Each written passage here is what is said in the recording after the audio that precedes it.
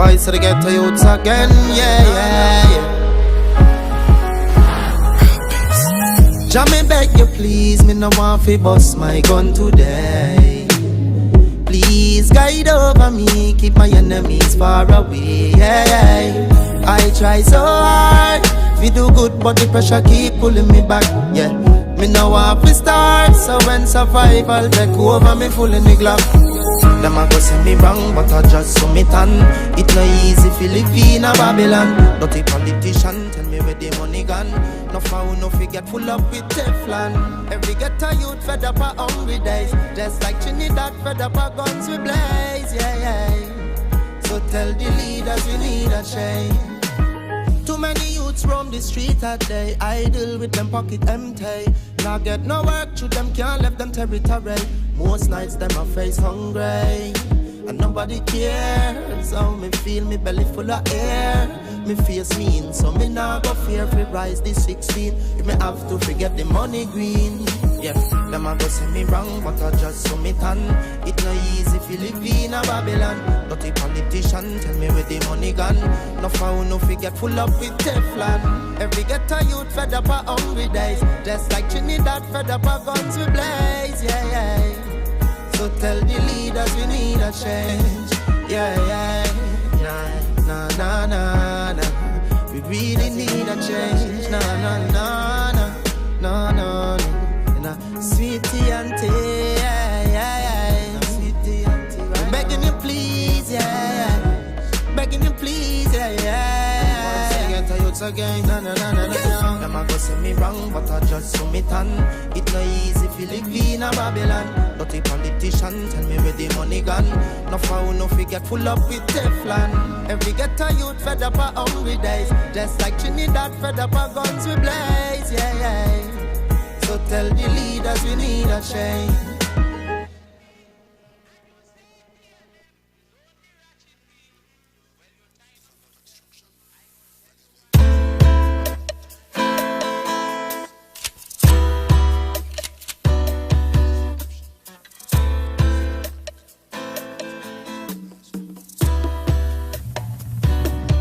Living in a gun town, and I have no gun.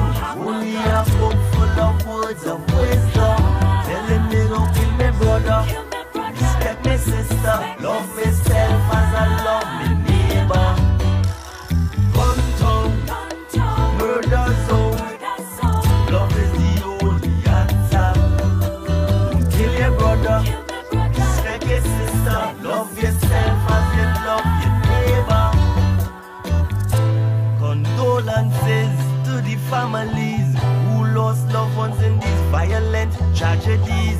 Father, I beg you please, may they rest in peace and forgive those who possess this killing disease. It's a shame, who to blame? How them acting like some victims, I say. It's a shame, who to blame? Watch them acting like some victims in this gun town. And I have no gun, only a book full of words of wisdom.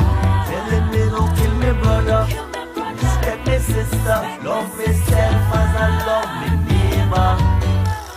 Gun town, murder zone, love is the only answer. Kill your brother, respect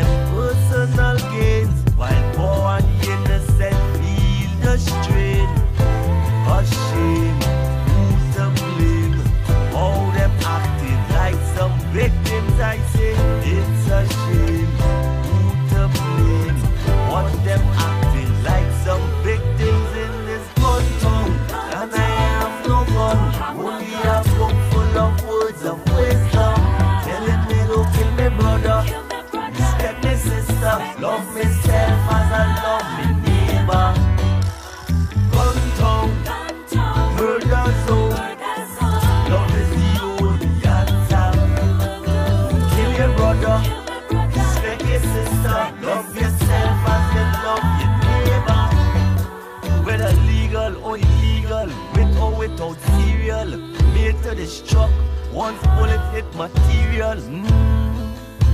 Don't point it my way. More life I say, no point in my day. More pain than protection, blood-stained shell collection, lethal injection, neither cure nor solution. In hands of the wrong man, which hand is the right one? Fear, intimidation, aggression, contention, annihilation, detention, all in them crime plan. Whoa, which one is the right one? Who have the most suitable finger for trigger? Which gun could shoot without a shooter? Looking for a safe and relaxed professional massage therapist and nutritionist? Look no further. Nature's Touch with Empress Judy and Associates offers a natural approach to better health. Treat yourself to a professional massage therapy and nutrition advice in a safe and relaxed atmosphere. Rejuvenate your body, mind, and soul at Nature's Touch Therapy. For an appointment, please call or WhatsApp 1-868-398-8282 or visit our Facebook page. Remember, your health is our responsibility at Nature's Touch.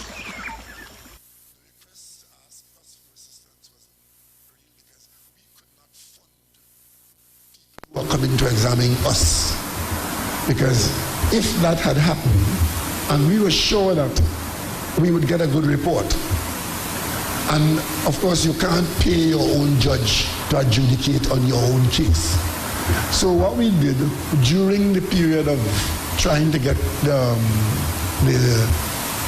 participants here, and seeing that there were financial constraints with respect to the CARICOM Secretariat, one of the things we thought of doing was to get another Commonwealth country to participate, but by doing so in providing the funding that was the obstacle with the Commonwealth Secretariat. The two countries that we looked at was the UK and Canada. But we didn't get very far with that because it was a kind of an unusual request, which was considered in some quarters. And by the time we got responses to that, the thing had literally become too late. In the case of the CARICOM Secretariat, CARICOM started off, as it normally would, by asking our neighbors and other members of CARICOM to consider the request and put a team together. And notwithstanding the best effort of the Secretary General, CARICOM was only able to raise 3 persons from 3 of the territories.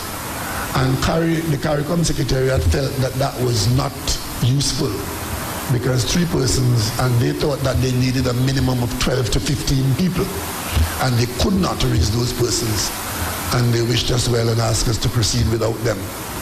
Those were the circumstances surrounding our effort to bring at least 1 and possibly 2 teams of observers to Trinidad and Tobago.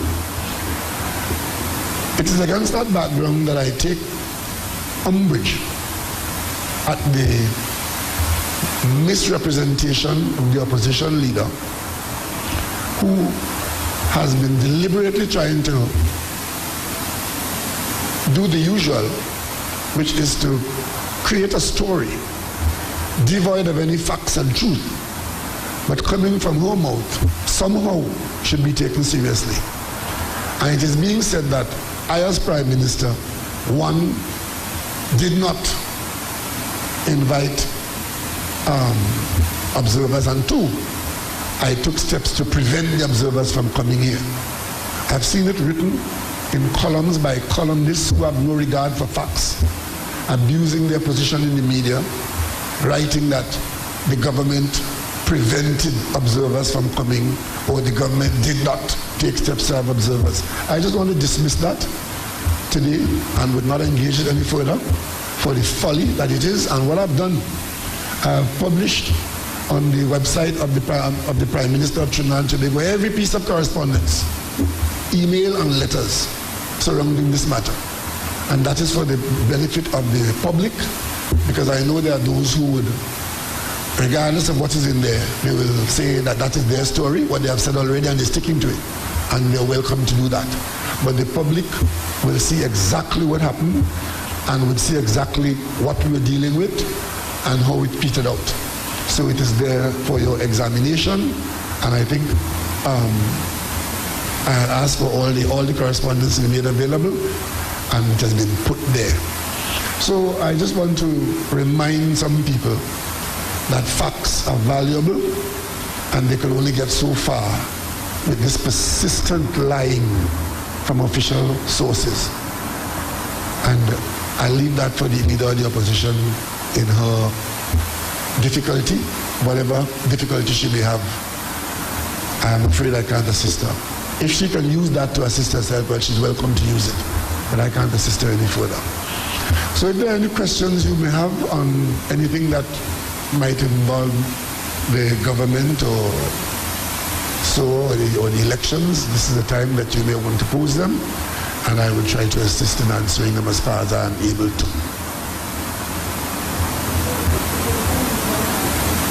Okay, you can take your mask off and because I won't hear you from so far. Wait. Yes, you get your microphone.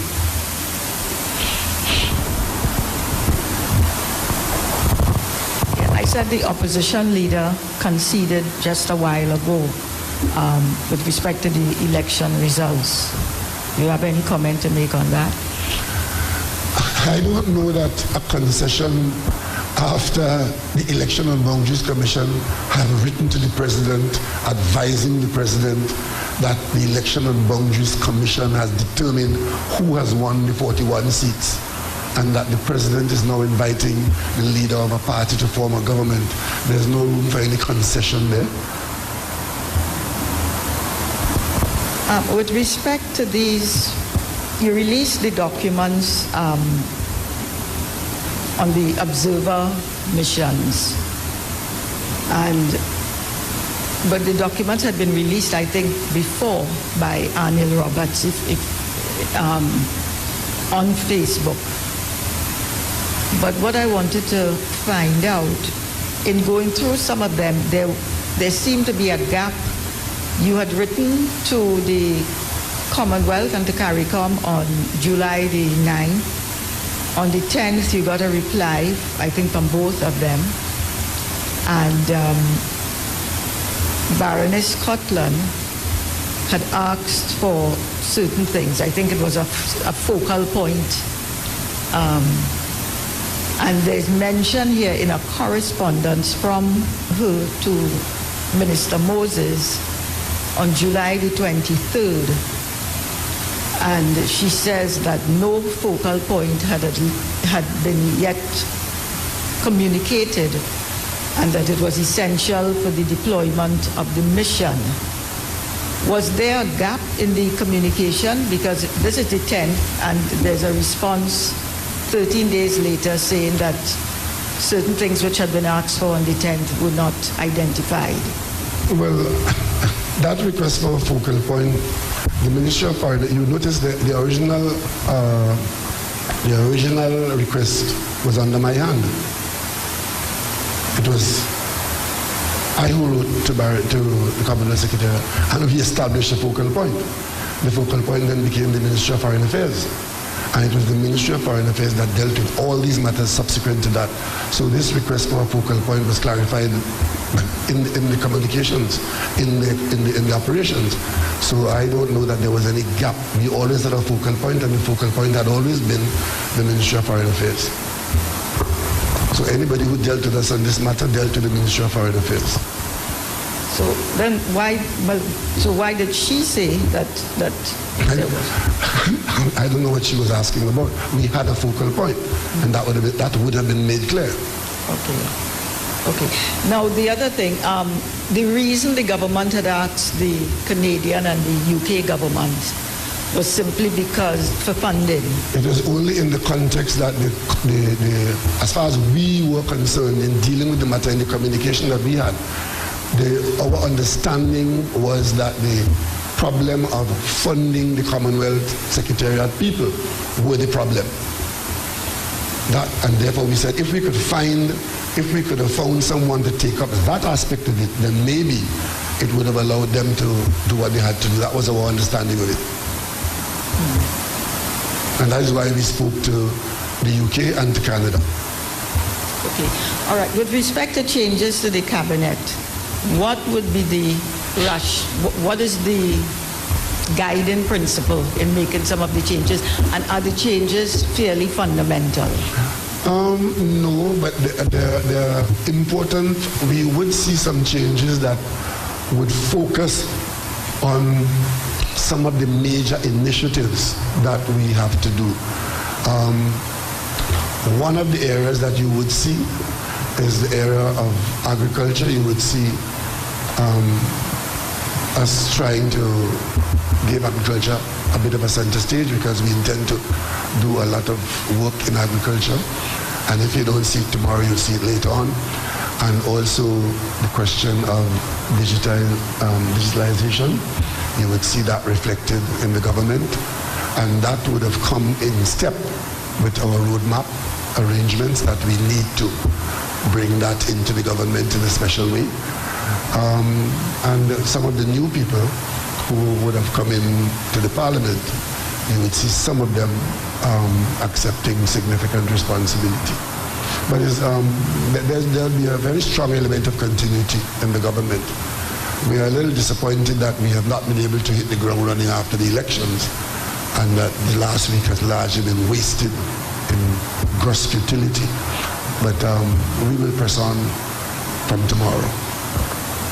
How many people, what portion would be sworn in tomorrow?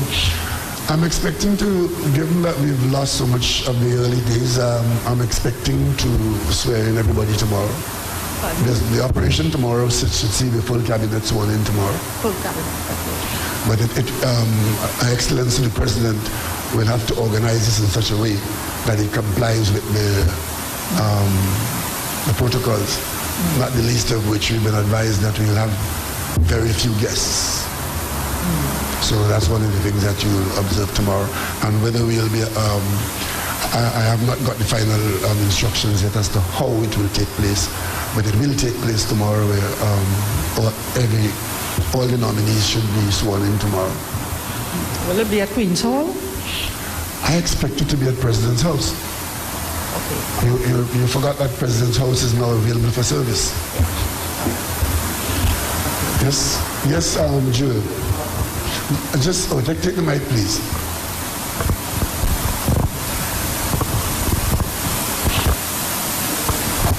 Thanks, Prime Minister. Just following on one of Ria's questions, given the fact that, and I do stand to be corrected, but under the arrangements of the Constitution, normally an Attorney General will be sworn in right after the Prime Minister is sworn in. Would you at least be able to say in terms of continuity or not, whether Mr. Alwari will continue as Attorney General or will there be a new Attorney General? It's under consideration. Everything is under consideration this afternoon. After this press conference, I will complete my consideration and I will advise Her Excellency the President. So by tomorrow afternoon, you will see all the officers who will hold positions in the cabinet and in the government in its fullest. And also in terms of the government's response to COVID, would there be any sort of change in approach with the new government going forward? I don't expect that. It's the Ministry of Health that is guiding this process, and whoever is the Minister of Health would have to be guided in a similar way. So I expect us to strengthen our position. As a matter of fact, today I've asked the Ministry of Health to send an observer team to Tobago to ensure that, notwithstanding Tobago's autonomy under the THA, that at the level of the national community, that we have in Tobago all that Tobago needs and all that has to be done, because Tobago is particularly vulnerable, being a small enclosed community, that small population. If we have a runaway situation in Tobago, we can very quickly move from it being the safest area in the Caribbean to being one of the most easily avoidable. So we are sending a team across there. I don't know when they should go on, either today or tomorrow, just to assist in ensuring that all our I's are dotted and our T's are crossed there. So we would see us strengthening our response. So whoever is running that ministry and its support in the other ministries would be there and strengthened insofar as we're able to. You did, in great detail, state the PNM's position concerning Mr. Padarath and the validity of his candidacy in the election. What would you say to the voters who would have voted for him, as they would most likely have been convinced that this is the person representing the party that they voted for, wanting him to be their MP? Well, that is the discussion that has to be had in legal circles. The bottom line is that you don't get nominated by who vote for you. You get nominated by complying with the law. And I think the people in Princeton would subscribe to that too. The law is not flexible depending on who is involved or how you vote. Because somebody could go out there and commit a crime and get a lot of persons to come to the courthouse and say, he's a good man, he's a good boy, right? So we are here having to face a situation of what is the letter of the law in this matter. Because the Parliament spelled out in law how a nomination becomes usable and valid. And it spells out how one is invalidated. Just finally for me, sir, in terms of the issue of the EBC, are you satisfied that the Elections and Boundaries Commission was able to fulfill its mandate as would be expected by voters, by the public in this election? I'm sorry, I didn't get that part. I apologize. Are you satisfied that the EBC, being an independent institution, of course, but in light of what you have described in terms of the approval, let's say, of Mr. Padarath's nomination, the issue of the timeliness of election results from the EBC, for example, that has been a conversation. Are you satisfied the EBC performed its mandate well, or has the resources it needs to do so? I have absolutely no complaints about the EBC. I took part in the elections. This party, the PNM, took part in the elections. And as far as I am aware, up until the distribution of seats became visible, there was no complaint, no serious complaint about the work of the EBC. And with respect to the timeliness of the results, we in this party, we got the results as soon as they were determined in every polling station. And those results were made available to all the participants in the elections. So we got those results hot off the press. The EBC would then have to take those results, verify them, and advise the president. Before they could do that, persons triggered recounts. And the EBC ensured that those recounts took place. And as you would have observed in the last few days, the recounts were closed, they took place and were closed off one by one until eventually the last one was closed off last night. So I don't know that there's any complaint that we can raise about the conduct of the EBC. Good afternoon, Prime Minister. Prabhi Hari, AZPnews.com. How large would be your cabinet, in terms of numbers? Because I know you always say that you don't want to come in too large. When I'm finished with the considerations, you would see I would determine that will be determined depending on what we're going to be doing. What we will have is a cabinet that is efficient and one that is not unwieldy, and there's no bargaining taking place for positions in this cabinet. So that's what you would see. On the matter with Princess Town, is it that you rather have the EBC deal with the matter rather than go to court and also have the EBC as a respondent in the matter? It's not a matter of me rathering anything. The only thing I will do is to share with the EBC, which is an independent body, the legal advice that I have. That's all I will do. They could look at it, they could throw it away, they could read it. They could understand that the EBC is an independent entity that is not subject to direction of any person. And by sending them the legal advice, it's just for public interest. And then everybody who is involved, including the citizenry, should determine, what this means. Right? Good afternoon, Prime Minister. Can you tell us if we can anticipate any splitting of ministries or joining in this swearing-in. And on the topic of observers, I know previously during the campaign season, you would have mentioned that you would have looked at the possibility of asking high commissioners that are here, ambassadors, to, provide their suggestions or observe during the general elections, if that would have taken place at all. No, I never said that. I never said that I would be looking at the possibility of asking high commissions or embassies to do that. I pointed out that in the absence of observer missions, that in Trinidad and Tobago there are a number of embassies and high commissions, all of whom observe what goes on in this country and report back to their capitals.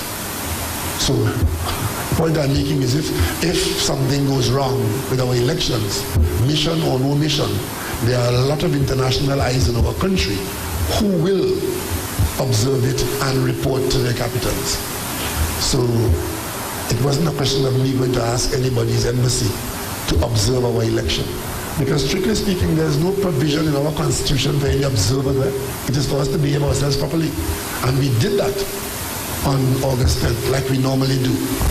I mean, if there are people out there looking for, fishing for example, I've seen a correspondence a while ago where the opposition leader is talking about some of the terms she used, some disparaging term with respect to the elections. I will disregard that as the last gasp of a drowning person, because our elections were very well run and the results, and considering that this election was done in a pandemic, it was very well done, and by and large we came out of it, and that's behind us now, and I don't want to spend any more time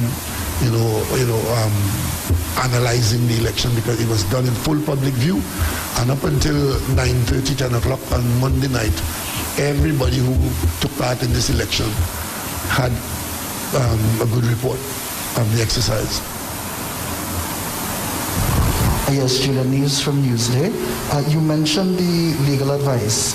Would you be able to, I think I'm too close to the...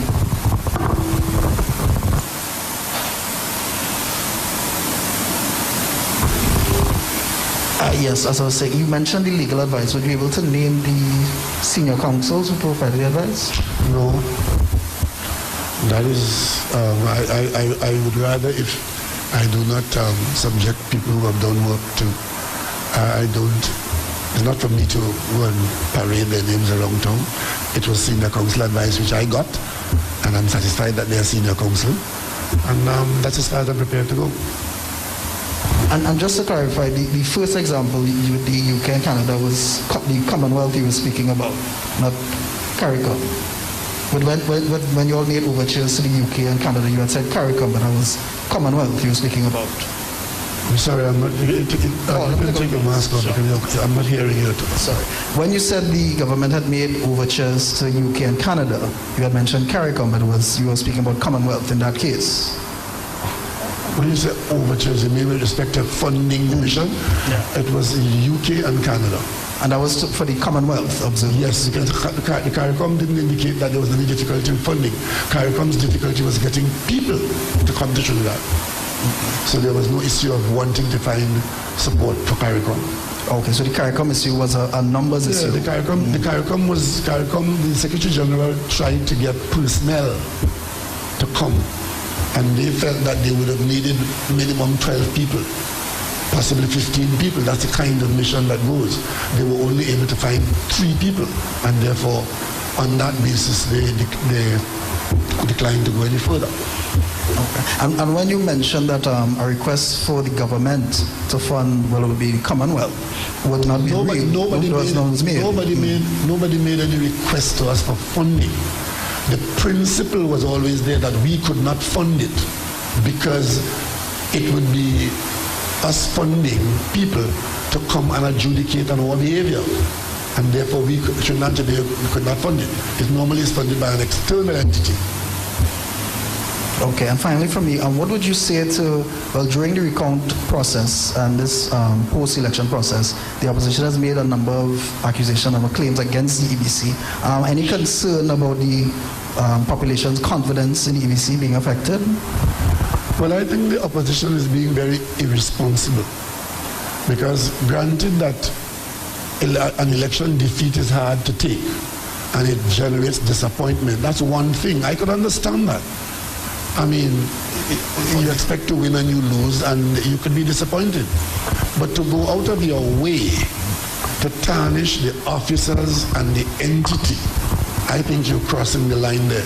And a lot of what I saw coming out in an attempt to damn the Election and Boundaries Commission, some of it was just pure rubbish, some of it was unnecessary, some of it wasn't even covered by law, and I just thought that that was an attempt to justify having not won the election. And I do not think that that is helpful, because we have in Trinidad and Tobago an Election and Boundaries Commission, which is not controlled or governed by political entities, an independent body. It's one of our premier institutions, and as far as the PNM is concerned, we will only raise matters with the Election and Boundaries Commission if those concerns are valid. What we were seeing in the last week were a lot of invalid and unnecessary accusations, hoping to tarnish the Commission and its work to justify the loss of an election. And I don't think that that helps Trinidad and Tobago. I just wanted to, you said just now that the government had not been asked for financial assistance for the Commonwealth team. When we realized that there were difficulties with funding of the Commonwealth team, we then decided that we could not help with that, and we would then try to ask a third party whether they would help by funding the Commonwealth team. Right, but they did make a request to the government for assistance, the Commonwealth. That assistance could not have been in funding, because that request could not have been entertained. I don't know, the assistance might have come, whether it is, I don't know what the assistance was. Well, the letter says our straightened circuit, that while they are able to meet the costs in the usual way for our current straightened financial position that is okay, is such that we would not be able to provide funding to cover a 14-day period of quarantine. I have therefore instructed my officials to discuss this matter with yours, and it would be most helpful if the government of Trinidad and Tobago were able to offer assistance. Well, that then automatically means financial assistance. Yeah. And our position on that was we could not provide financial assistance to fund an agency to adjudicate on our conduct. Because if we do that and the agency puts in a good report, you could imagine what the UNC would have said. It is because we were paying their hotel bills, and it's because we paid their fare to come here. And that would be the other issue. The only way such a report would have been useful is if it did not have any involvement of the government of Trinidad and Tobago. So that request for assistance, we right away said we couldn't do that, because we can't provide assistance in bringing a mission to adjudicate on us.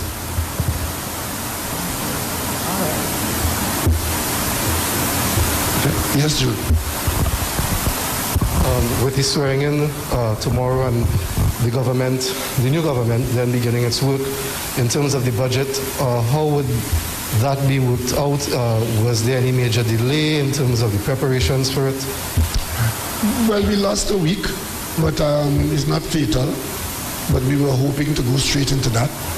As I had said before, immediately after the election results were settled, the major assignment of the government would be to get on to preparing a budget, because this budget is a budget with a difference, because we have to cater for the pandemic nuances which are not normal in budgetary preparations, and of course servicing the country in the normal way. So this budget is one that requires a certain amount of footwork, and that's why the elections were called early, to ensure that the new government had ample time to put a budget in place, and that budget has to be in the parliament by September, which is 4 weeks from today, and be passed by October. So we are now positioned to do that. There's a new government to come into office tomorrow. The decisions to be made, some of them were mandates sought during the election campaign. Some of the things that would find its way into the budget were commitments made during the election campaign. And whatever commitments we made during the election campaign, we now take the position that we have a mandate to do that. And therefore we have to seek to fund those things in a budget in a time when our funding is tight and we have to cater for extraordinary expenses to keep the virus fight going. Just another thing, as you had said, of course the budget will be presented in Parliament. Given the present majority of the government in the Parliament, could you explain to the public how that would work in terms of getting laws passed? Do you see any challenges there, that kind of thing? Well, you did mention the operative word there, and the operative word is majority. We have a majority, and we will use it to do what that majority can get done. Would the majority impact on the ability to get the legislation you spoke about with the mandatory wearing of masks? That ought to be something that can be done with a simple majority. That is, the Attorney General is working on that. There is existing law which could be used, but it's very complicated and cumbersome and creates serious logistical difficulties. So we are waiting to hear from the Attorney General's office whether a simple new requirement can be made to make it easier to get that done. So that is not an exercise that is complete. But let me just say this. One of my colleagues at an earlier time, facing difficulties in the Parliament with a majority that was even more razor thin than this one, made the observation that Parliament is a place you go to pass laws. And if we have a majority, then we pass laws that that majority can pass.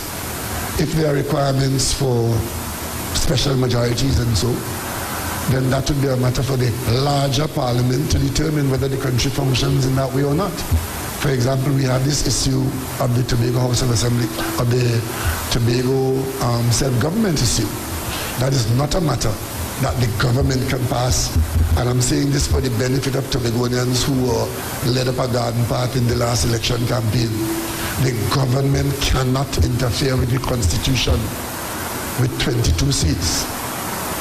The kinds of interference that is required, 3/5 and 3/4 majority, the 3/4 majority that is required to give Tobago the kind of self-government that is being talked about and that may be contained in that bill, if it is cleared by the Joint Select Committee of Parliament, the government does not have that majority. So it will depend entirely on the behavior of the larger Parliament for any significant change to be made to the Tobago House of Assembly Act. And that is not as a result of this government. That has been so throughout. Right? So I hope my colleagues in Tobago understand that, and I hope the people in Tobago get this very clear so that they will not be misled by people who are talking about going down to Trinidad to get self-government as though you're going to buy a piece of cloth in a store in Charlotte Street.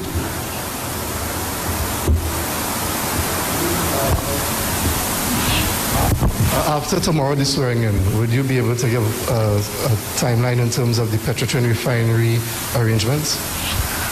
I have not had any information on that since prior to the election. That matter is being dealt with by the board and a team that is not in the cabinet. And that I presume that the discussions will or have been continuing. And as soon as they have come to a place where they can advise the cabinet, they will. But we'll investigate, we'll inquire as to where they're at, notwithstanding a lot of the accusations that you have heard during the election campaign.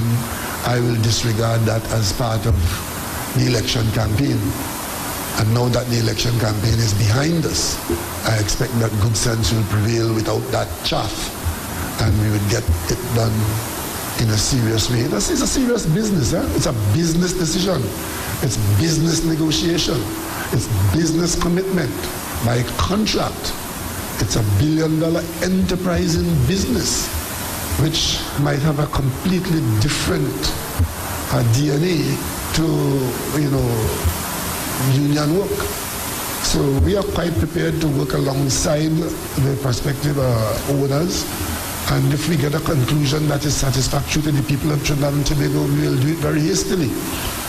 And I hope that the last information I had is that we were close to that. And maybe with some further negotiations and some dotting of I's and crossing of T's, we can get to that position sometime in the not too distant future.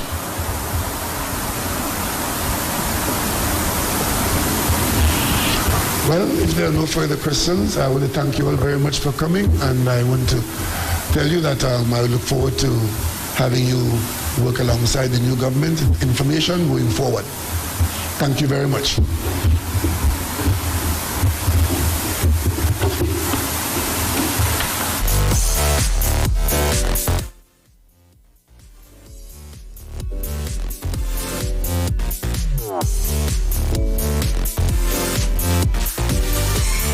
Talk. You talk. Come talk with us. I'm going to tell you something that we did one of my favorite songs because I got away with this.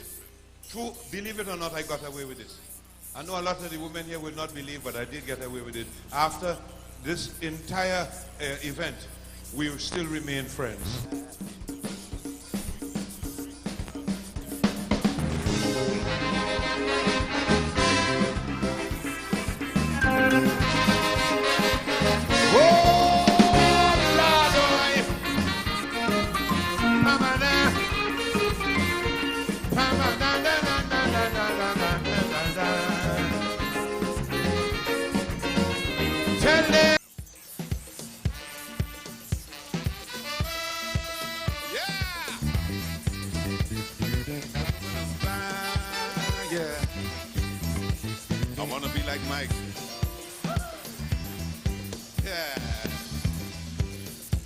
Especially for moms tonight, we're gonna give you some soca ballads.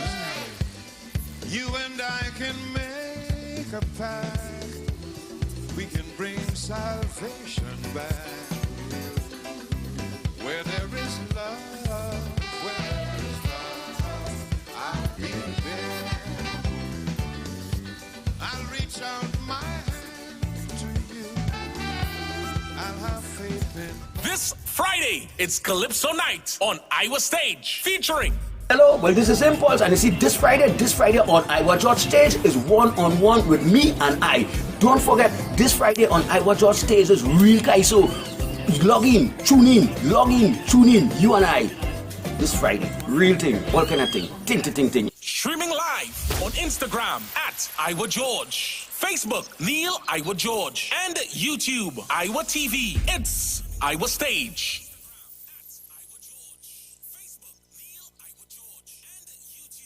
Looking for a safe and relaxed professional massage therapist and nutritionist? Look no further. Nature's Touch with Empress Judy and Associates offers a natural approach to better health.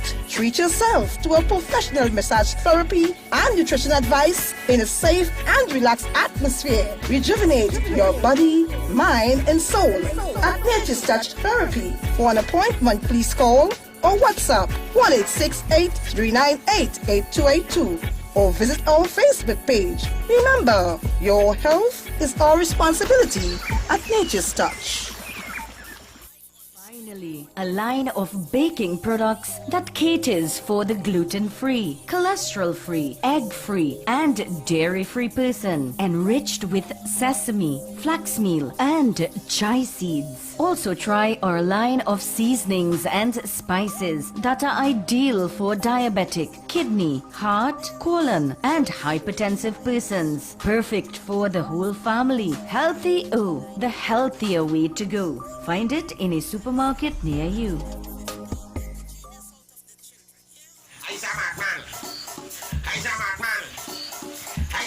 You see the Saturday the 22nd of August on Iowa Stage. Let me tell you, if I was married on stage. Not the one on every stage, but Iowa big stage. Because stage just cross and I just cross. We just all cross together. So in the middle of the night when the thing is right, we just cross Iowa Stage together. Yo, this is your boy Trinidad Madman, and I'm going to be be live and alive on a one-on-one virtual concert at Iowa Stage this Saturday, the 22nd of August. Call and make it a date and don't be late. This is going to be streaming live on Facebook at Neil Iowa George, and it's going to be streaming on YouTube on Iowa TV and Instagram at Iowa George. Let's make it a date and don't be late, because this Saturday is a solo event. It's Shello.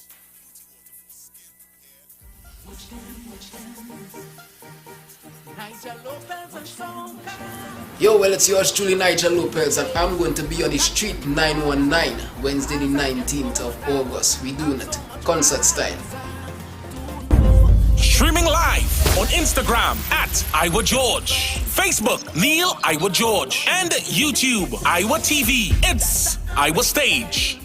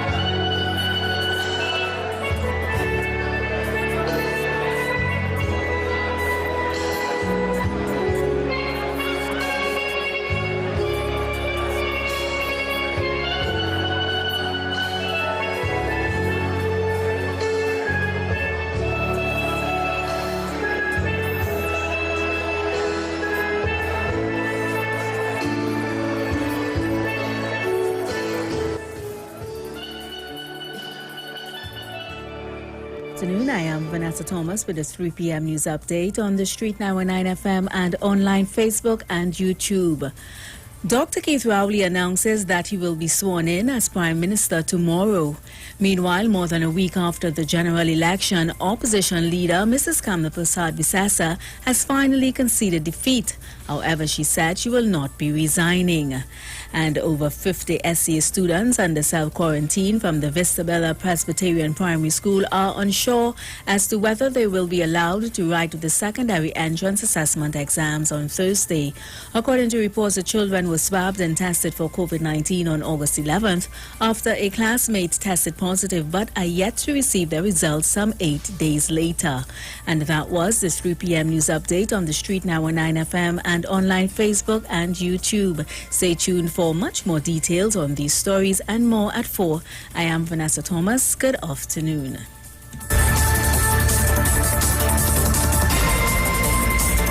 News from the street. News from the street. 919fm.com.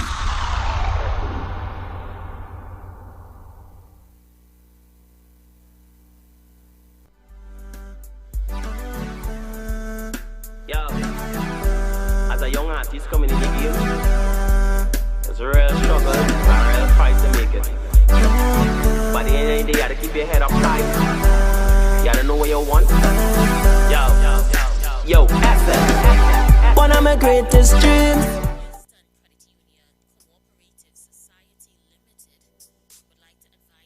Members of the following change of office hours for all branches: Sandy Grande, Arima, Tunapuna, St. Joseph, Port of Spain, Chaguanas, San Fernando, and Tobago. Monday through Thursday from 8 a.m. to 2 p.m. and Friday from 8 a.m. to 1 p.m. and then 3 p.m. to 5 p.m. Please note that the Barataria branch remains closed at this time in adherence with social distancing protocols. We apologize for any inconvenience caused and encourage members to utilize call center access by downloading our mobile app from Google Play Store and Android or iTunes for Apple users, and our ATM Link service, which is available to maintain ample social distancing during this time. And just to remind you to get ready for Iowa Stage this Wednesday. Yes, this Wednesday, August 19th at 7 p.m. till... Remember, we have Worship Wednesday, and it's featuring some of the hottest name in gospel like Nigel Lopez, Michelle Sylvester, Alicia Murray, and Brenzel Brasnell. On Thursday, August 20th, it's Pan Night, featuring Ace Panis Earl Brooks live at 7 p.m.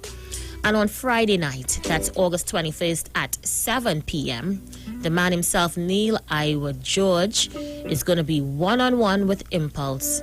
Remember, Iowa Stage will be live on the Street 919 FM's Facebook page, Neil Iowa George Facebook page, Iowa TV, and the Street 919 on YouTube. Please make your online donations before or during the show to fundmetnt.com. You simply search Iowa Stage and then select the campaign for the night you are going to donate to. From there, payments is as with all online transaction using your credit or debit card. Persons in Trinidad not doing online transactions can still support the donations to First Citizens Bank account number 1999010 in the name of Trini Bashment Limited. For my foreign users, yes, my foreign fans, please use the Cash App payable to Neil Iowa George. That's Neil Iowa George.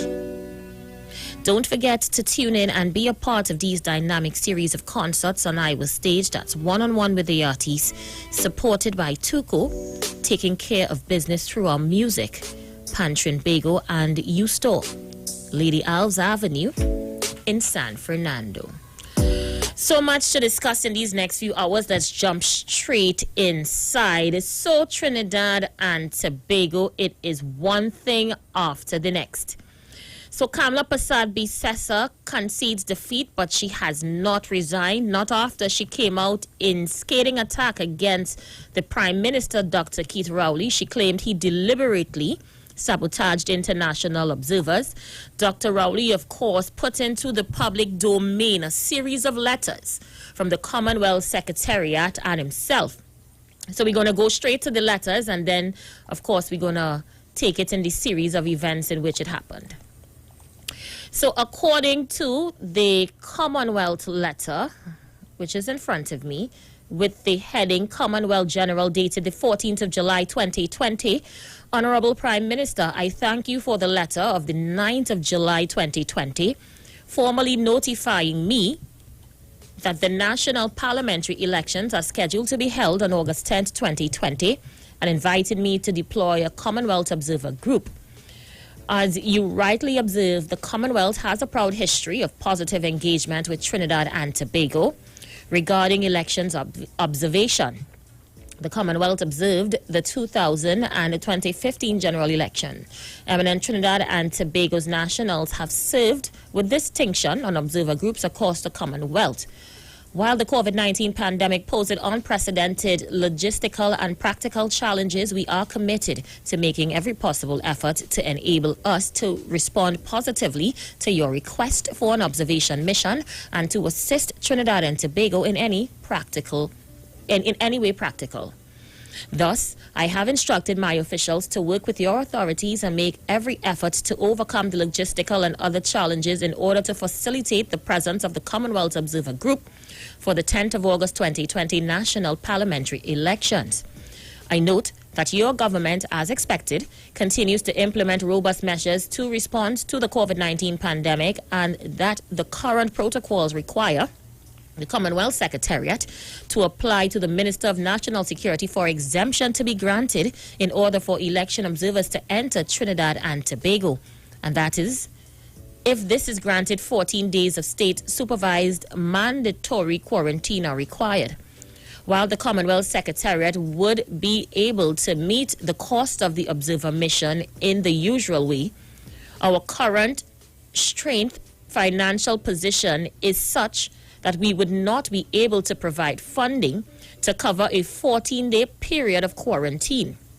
I have therefore instructed my officials to discuss this matter with yours, and it would be most helpful if the government of Trinidad and Tobago were to offer assistance. My officials will be in touch with Trinidad and Tobago Elections and Boundaries Commission in connection with the necessary technical arrangements, and we should be most grateful if your government would kindly nominate a separate focal point with whom Commonwealth Secretariat officials can liaise to discuss other necessary logistical arrangements pertinent to COVID-19's environment. In this regard, I endorse the initial information sheet on the matters of the Commonwealth Secretariat officials would wish to consult your nominated focal point. And that's letter number 1. Let me just get for you letter number 2 here. Letter number 2. Commonwealth Secretariat heading dated the 29th of July 2020. Dear Minister, I thank you very much for your telephone call last Friday, the 17th of July 2020, and for bringing up the pressing issue I mentioned in the letter dated the 14th of July 2020 to the Prime Minister, the Honorable Dr. Keith Rowley. I also thank you for the warmth and support you have always shown towards the Secretariat. As mentioned by the Prime Minister, the Commonwealth has a proud history of positive engagement with Trinidad and Tobago regarding election observation. And we are therefore keen to provide the requested elections observation support, notwithstanding the challenges posed by COVID-19 pandemic. We have the potential observers on standby, and my officials have made every effort to put in place potential arrangements, including logistical arrangements, hotel bookings, available flights, etc., to attend to this important invitation. Sadly, I understand that a focal point has not yet been communicated, and this is essential for the deployment of the mission. Given the current circumstances, it does not seem possible to deploy them by Friday the 24th of July, as there is a critical arrangement that should have been made with the focal point prior to deploying. I remain committed to deploying a Commonwealth Observer Group if the necessary arrangements and protocol can be agreed. With all good wishes, of course, the Right Honorable Patricia Scotland QC. Senator the Honorable Dennis Moses, Minister of Foreign Affairs and CARICOM Affairs, St. Clair Circular, St. Clair, Port of Spain, Trinidad and Tobago. Well, the opposition leader Kamla Persad-Bissessar 5 hours ago stated, and she is in fact questioning, if the Prime Minister Dr. Rowley deliberately sabotaged international observers for coming to witness the August 10th, 2020 general elections.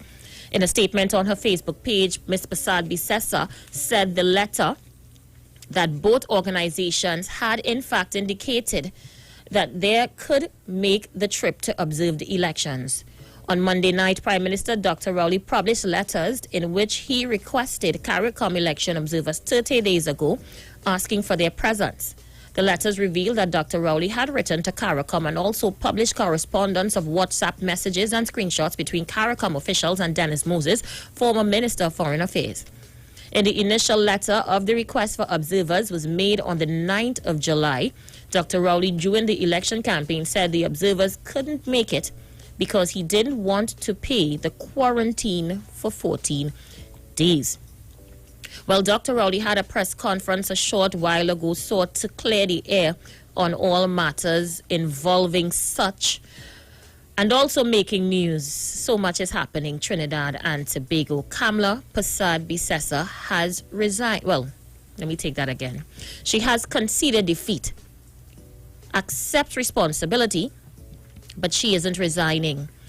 According to the Trinidad and Tobago Express, updated 35 minutes ago, the political leader of the United National Congress has conceded defeat more than a week after the general elections on August 10th.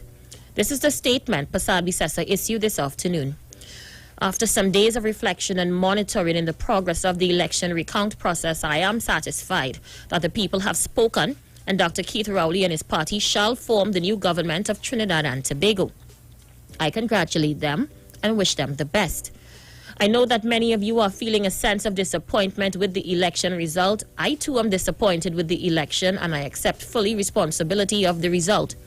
I share with grave concerns expressed by many about the election irregularities and the need to strengthen integrity in the electoral process. We remain deeply concerned, especially since the release of the correspondence relating to TNT's request for international or independent election observers raised more questions than answers. According to Persad-Bissessar, I am proud of all 39 candidates and the team for their continued dedication to service and the people of Trinidad and Tobago. I say a heartfelt thank you to the Team UNC and the 309,000 plus citizens who voted for us. Personally, I am disappointed with the results, but note that the UNC was able to achieve and gained in 3 of the key marginal seats, which may have been given us a chance at that majority, but those gains were insufficient. What the results have shown us is that once again our nation is deeply divided on which party should be running the affairs of Trinidad and Tobago. These decisions are being reflected in a lot of bitter chatter on social media and across the country. This cannot be good for our country. Many people may not remember that I first contested national elections as a candidate of the National Alliance for Reconstruction, which still remains the only party to have been able to achieve an overwhelming mandate drawn from the widest possible representation of Trinidad and Tobago. I have therefore also been one seeking to unite our country and trying to bring about the best. In subsequent years, I saw the UNC and the People's Partnership as the vehicle for recapture that unity by appealing to a whole cross-section of the country. We had an opportunity to do so in 2010. Unfortunately, the country has drifted far away from those ideals of unity. I am not prepared to fan the flames of hate. We recognize that we operate in an adversarial political system, but now is the time for reconciliation and healing among our people. We are one nation. We are one people. The elections is over now and it's back to harsh reality of working to put bread on the table and being our brother's keeper. I call on all political parties and interests to resolve immediately that we will not let our beloved nation's long-standing tradition of harmony, tolerance and unity to be jeopardized by expressions of hate, divisiveness and fear-mongering. We must respect each other's political choices without invoking and inciting race and divide our people. I call on all citizens of good conscience to reject hate. I call on all leaders across national and local government, public and private organizations, places of worship and NGOs to raise our voices in national unity and confidently affirm we are every creed and every race finds an equal place. On a more personal note, I have given the last 25 years of my life to dedicated service to the country. In this election, I have invested in the youth of this nation. We have a parliamentary team that is full of young, brilliant, and creative minds. It is my duty to facilitate the development and transformation that must take place in the UNC, with an eye on the future to ensure the baton of leadership is passed into strong and capable hands at the appropriate time. Some observers have been raising questions about my political future, and some are keen to see me exit political landscape. This is understandable, as I have myself queried whether I should resign. This is not an easy job. You must accept responsibility for mistakes made, whether you were aware of them or not, whether you had control over them or not. And yes, some of them you make on your own. And I lay no claim of infallibility. I accept full responsibility. Having consulted with my colleagues, it is clear that running away is not the option at this point in time. The UNC must have a degree of stability, and it consolidates and unites during the period of transition, growth, and transformation. I have reflected long and hard, and I have come to the conclusion that in the immediate future, I have a key role to play in helping our country heal and move forward, especially with a group of new, young, vibrant MPs entering the House of Representatives. The members of the UNC elected me overwhelmingly as their leader 3 times in the last 10 years. Tens of thousands of citizens voted for the party that I lead in the last general election. Until such time as our party chooses otherwise, I will remain faithful companion and servant. It has already been explained that the UNC will hold scheduled elections for political leader. After careful thought, prayer, and reflection, I have decided to commit myself to leadership of the party in and outside of the parliament until the internal elections. There will be no opportunity to blame Kamala, and I shall not allow myself to be treated as an obstructionist, as an excuse for government not moving forward. As the years evolve, our party will decide on ways that we can contribute to moving this country forward, and during the period, the members of the party will determine the appropriate leadership to move us forward. The government shall need to prepare itself for a fresh approach to the opposition politics. We will support when we genuinely believe it is good for all and our people, and we will fight arrogance and injustice with the same determination. An additional 5% swing in almost 2 seats could easily have made a different outcome. This razor-thin margin reinforces that whoever won needs the approach of governments with humility rather than arrogance and partisanship. The narrow margin reinforces the divisions within our country and challenges of moving forward. We cannot continue on like this. All of our 1.3 million countrymen and women deserve better. As we continue to press for ways to devolve governance to regional corporations, we must also once again revisit our national electoral structure and explore ways to be more inclusive. These are some of the goals that will define my legacy. It is often said that the strong government needs to be even stronger opposition. This is certainly true for our beloved country as we face unprecedented challenges that calls for constructive partnership between government and opposition, where the public interest is paramount concern. I therefore pledge to lead one of the strongest opposition forces in our country's history with safety, accountability, transparency, equality as our priorities. If I can bring meaningful change to the way we live and govern our affairs, it will be far more fulfilling than simply holding the highest office in the land. The twilight of my political career will be grounded in the same reasoning for entering politics back in 1987, focused on uniting our country where every creed and race can aspire to find an equal place. These are the values on which our beloved nation was created. These are the values we teach our children. These are the values that we must carry Trinidad and Tobago forward. I have always told you, and do not think for one moment, because the results have not gone in the manner we wanted, that this will change. You will have many leaders, but you will never have a leader who loves you as much as I do. I thank each and every supporter of our great party and every voter who would have stood with us to defend our democracy. I thank everyone who supported me over the years. I ask you, hand in hand, we are responsible as a people to protect our nation and our future. Let us do so with a united people. Let us not allow ourselves to be divided, and remember that strength remains in unity. I say to all, life goes on. Tomorrow you shall have the chance to make the most of your day. And we must not allow this loss to deter us. Let us continue to put God in front and walk behind. May God bless you, and may God bless our beloved Trinidad and Tobago. I'm going to go straight to the phone lines. I have been reading for the past few minutes from one thing to the next. Of course, the letters from the CARICOM observers and the Honorable Prime Minister and Minister of Foreign Affairs, Kamla Persad-Bissessar, accusing Prime Minister Dr. Rowley of sabotaging the international election observers, to come into Trinidad and Tobago. And of course, now she has conceded defeat and refused to resign. I want to get your thoughts on the inside. Remember to like the video and to share the live. Feel free to call me now. 342-0081-771-1791-466-5391. I'm going to read your comments in a short while. My message board is up and running. So feel free to send your voice notes and your voice messages as well.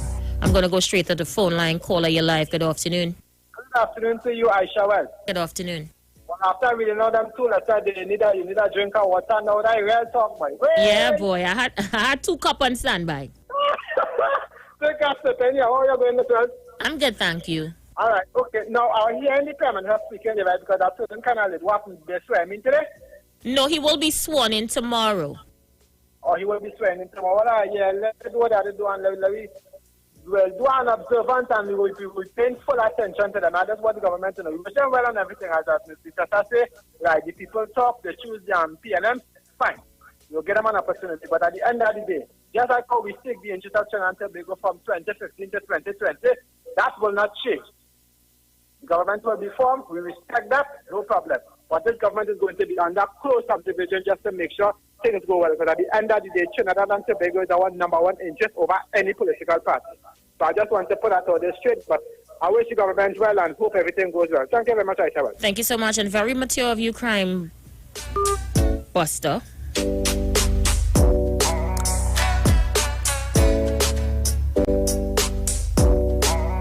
I want to say good afternoon to those of you on YouTube, to Manuela, to Geneva Derby, to Margaret Rush. She says the bar owners are not listening, Aisha. Good afternoon to Kelvin Thompson and to Marion Edwards. Good afternoon to you guys. Kevin B says, great is the Bali Z. The lines are open. We continue to take your calls. Caller, you're live. Good afternoon. Caller, yes, are you there? Yeah, good afternoon. Good afternoon. I'm glad let's just stay there. Because next 5 years, a woman will deal with you, not a man. So I'm glad that you say never see power in this country again. Thank you. Thank you so much. What's your thoughts?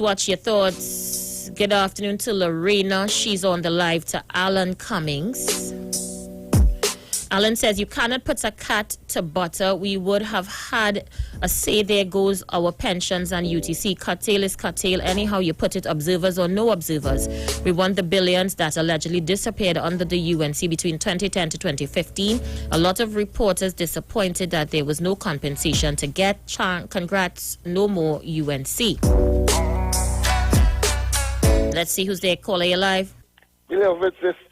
Hey, how you doing, my dear? Your wife feeling much better, man. I get my merchant this morning from Mr. X. Nice. Very good. You understand? I got my strip too. So you should know. So, when my sister coming, that my girl, you know. I hope she stay there, revitalize the party, stay strong, mentor them, you tell them know what time it is. And then you could just disappear and run into the sunset and relax in the people and leave them alone to run themselves. I don't know who you're going to put to stand your grounds, but you know you have to ride out one day. You know you're getting old. Jack, one love. Blessings to you. From one thing to the next doesn't seem to be sitting well with members of the UNC. Devont Mirage is vocal on Kamla Persad-Bissessar's future as political leader of the UNC. In fact, he wants to tell it all. He says Kamla Persad-Bissessar must go. Let's see who's there. Caller, you live? Well, pleasant afternoon. Hi, how are you? Miss Aisha Welsh, as a intellectual, brilliant African sister, if not this afternoon, I would beg your indulgence. Now, I know this program is geared to discuss national issues in terms of constitution, democracy, independence, and how we go forward as a nation. Now, if we remove the raw body politic and deal with democracy, I beg you, if not this afternoon, perhaps we can touch on it a bit. But if you can get in a Hamid Ghani, a constitutional expert, and let's one evening dive into democracy. Because I'll tell you why, When the dust is settled, to the end of the day, Trinidad and Tobago remain supreme. And I think a lot of activists would have missed the ball to understand. And I'm now talking on the both sides, regardless to who you would have supported in the 2020, we got to understand Trinidad and Tobago remain number one and supreme. And I'll tell you why. Now, no one could call and say, well, look, my party is better than this party, or this one will bring the democracy. I think all citizens under the Republican Constitution, they need to be heard, regardless to who it is. And I'm saying here, it will do us no good as citizens to say, you know what, you represent the yellow, you represent the red, this one represents yellow. Tabakit, are you comfortable with the opposition leader holding on as political leader of the UNC, even in spite of the loss? Let's go there, thank you. And what you want to discuss is raw democracy. To the end of the day, we got to respect the Constitution in the UNC. And at this time, if the Constitution does not say there is an election in the air, then the ethical and principle thing, she have the right to say yes or no. And this is where we talk in terms of democracy. So to the end of the day, if I were to remove my political cap and answer your question straightforward and truthfully, I appreciate that. I am saying to the end of the day, the call and the take, it's in her hands. Yeah? And again, based upon the Constitution of the United National Congress, there is no, in other words, there is no vacancy until or providing the executive NATEC decide, you know what, we call an emergency meeting, and you now have, let's say, you have 90% is saying, okay, we're not satisfied. But as at present, where it stands, I think she remain political leader, and the ethical thing based upon the Constitution again, they will now tell the president, okay. Tabakit, members of your party, some of them are not in agreement. In fact, a lot of them would have made a call for Kamla Persad-Bissessar to step down and allow the UNC to thrive. I'm sure that they too are aware of the constitution of your party. Correct, is right. But let me say this. What we have to find out first and foremost, whether or not if the executive, and that is what is critical. Yes, you have the wider membership, but in all political parties, there is an executive which speaks volume.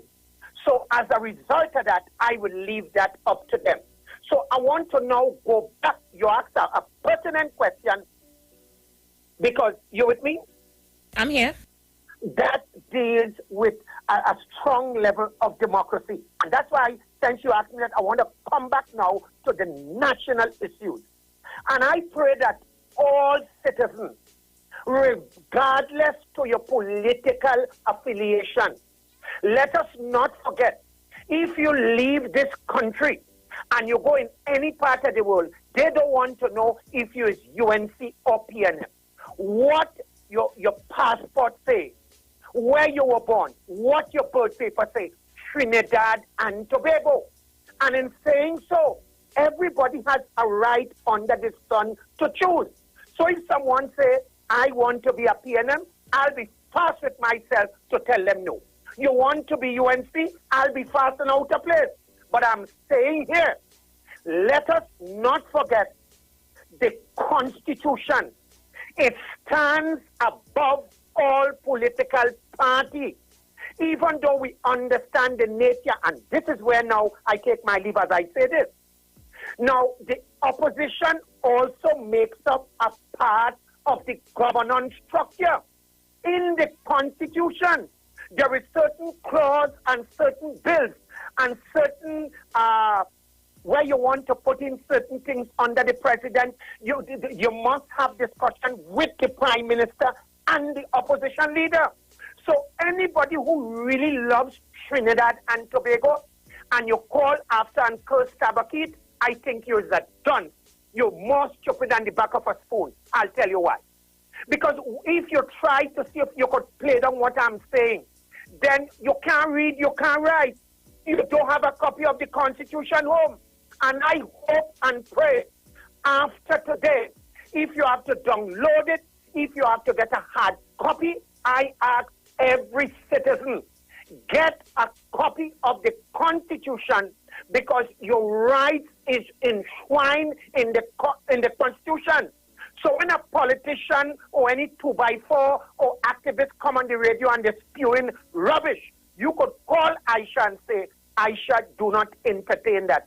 So my dear sister, I don't know if you will piggyback a little bit because you realize for the last 7 or 8 days where the Constitution people... Well, Tabakit, I want you to know that we have more members on the UNC waiting to get in now, so I'm going to allow them to do that. No problem. Thank you. God bless you for giving me the time.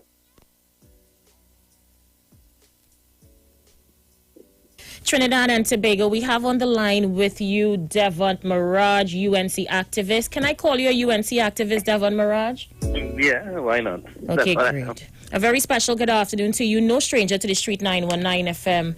We're talking in relations to the new development. Kamla Persad-Bissessar has conceded defeat, but she has refused to resign as leader of the party. What says thou? I am deeply disappointed. One, the fact that she took so long to concede defeat. On election night, I mean, that would have been the opportunity to make a statement to the membership. And again, in 2015, there's no meeting and treating with defeat with the membership in any real way. What we have is a press release. I remember in 2015, all of us were in Rienzi complex for the leader of the leader of the party to come on and to address those who sold UNC soldiers who braved the electoral results to be there to commensurate with us, but instead she remained in Philippines. And similarly, election night in 2020, I think a 2-minute address saying that we are not accepting the defeat and retreated quickly back to house. The country was held to ransom for a week. Today makes it a week when these ludicrous recounts were done. I think people end up getting more votes in the PNM.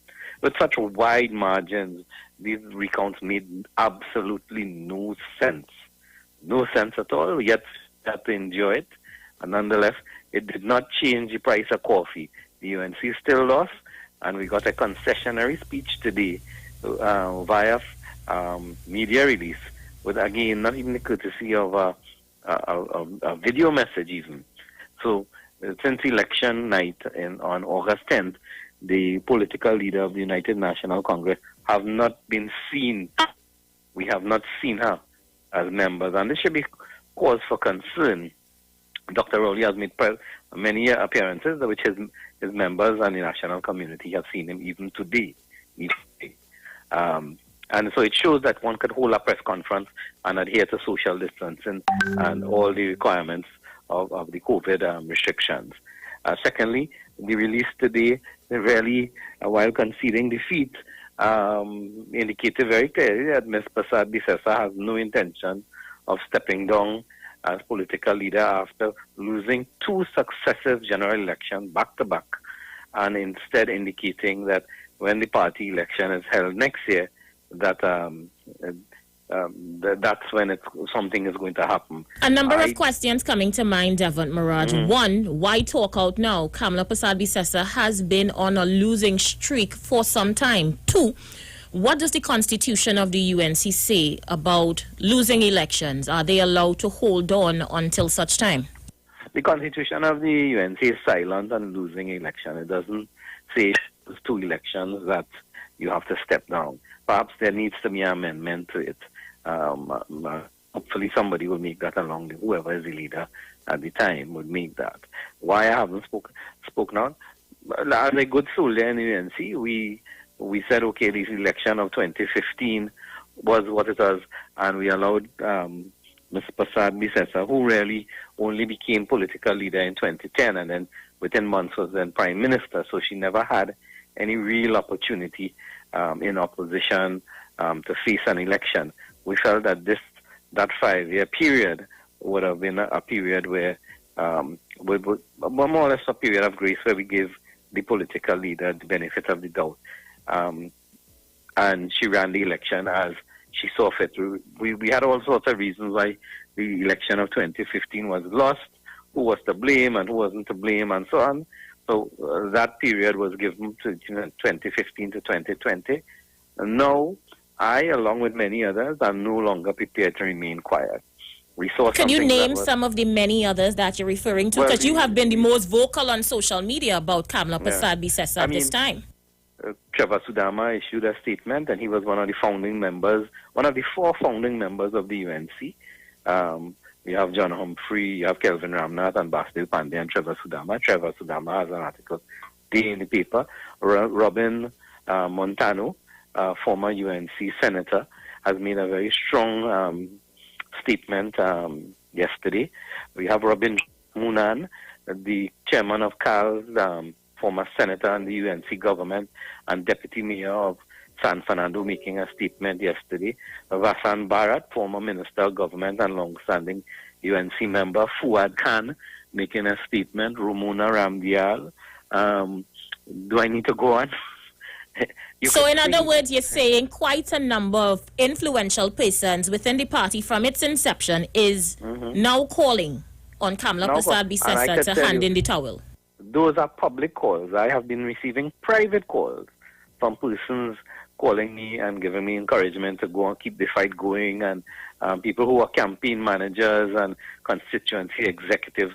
But there's a fear, and I don't know why, but that somehow if they come out and speak out, they wouldn't get something that Kamla might throw at them sooner or later. So I call them mindless and spineless. You have, for example, at first, when I first started to speak, MPs, the first reaction was members of parliament were asked to pen letters of support, and they did that. You saw 2 pages in The Guardian last week.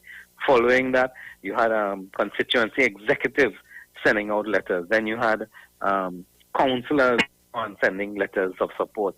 Then, I think it was late last week, over the weekend, you had women, all of them doing a video saying that this is a woman thing, and this gender card that they like to throw on you, they pull it. And today I saw the youth sending all these groups and so on. They wasn't active in the youth arm. They don't do nothing. The women's arm, they know. That is very, very, very damning words. So yeah, they were dormant. Are you saying they were dormant all these times? They were dead. Right? Cheerleaders for the political leader. They are dusted off when the political leader need to be buttressed, and they trotted out now to show up. So, Devon Maraj, are you saying that the UNC, the United National Congress, have been hijacked by this current leader? I think it has been kidnapped, not hijacked, by a group of persons led by Ms. Persad-Bissessar, and she needs to step down. Unfortunately, I don't think that may happen because of the brainwashing that has been going on. I mean, people have been calling me and say, this crab in a barrel, Indian bringing down Indian, and this sort of nonsense, which I don't subscribe to. This is a party in Trinidad and Tobago. I'm a member of the party. I did not file for a seat, so they can't say because I didn't get a seat, I vex. Well, actually, they're saying that because you did not get a position, is why you're speaking out, Devon. I I'm never just saying applied what they're for- saying. Yeah, no, of course. I never applied for a position. If they say I didn't get a position, what position I wanted? I was not the holder of a seat, and I wasn't an MP. That was removed. So, and for the last 5 years, Aisha, if you could point out to somebody who has been more of a thorn in the side of PNM than myself, No, I would like to you know. are annoying, Devon. I would say that Yeah, publicly. I would take that, right? And so I think my bona fides as a member, loyal member of the UNC that has stood up over the years, from way back even before, cannot be contested. And the fact is, I am calling it as I see it. I believe the leadership has run its course, and she has her usefulness now is past. Just as Mr. Pandey was forced to leave the political stage, I think Ms. Prasad Bisasha should demit office immediately. I am not accepting an election next year. One of the Right? things Yes. that she would have said in her letter of, well, conceding defeat today was that she has a slate of young, vibrant member of parliaments going into the House of the Representative, and it is her duty to guide and mold them. Is it that her holding on to guide these young member of parliament can also be deemed as some sort of pledge of loyalty? No, well, I mean, Martin Daly wrote in a column after nomination that the candidates were really an insurance policy, that all of them, because they don't exist outside the party and they have no presence, they owe fealty to the leadership. So they would support her as either to be the person as prime minister or political leader in opposition. And if they're so bright and so on, why do they need this degree of, this is what you're really bringing in the parliament, an OJT team? This is OJT. This is a Strong special, words. This is a Special Olympics parliamentary team, you know, and the PNM will eat them up and spit them out raw. Oh my God, this words coming from Devon Mirage. I must tell you, Devon, over the last few days, it was very comical to see some of the UNC supporters hitting blows at you left, right, and center. I never thought I would have seen the day where UNC supporters is cussing Devon Mirage. But then again, I never thought I would see the day PNM supporters would cuss Aisha Wells. Devon, are you there? Devon, are you there?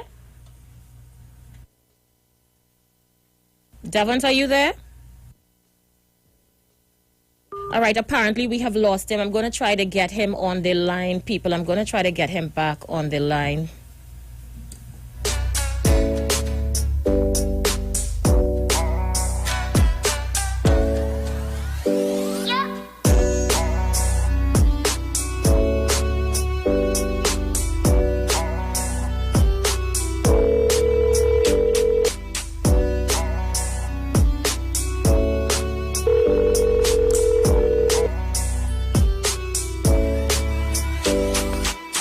Yes, thank you so much for staying with us. Not sure what happened. I was saying to you, it's quite comical to see the jabs UNC supporters are pelting at you online. I never thought I would have seen the day that UNC supporters lash out against Devon Mirage, but then again, I never thought I would have seen the day where PNM supporters would have cussed Aisha Wells. So I guess 2020 is a strange year.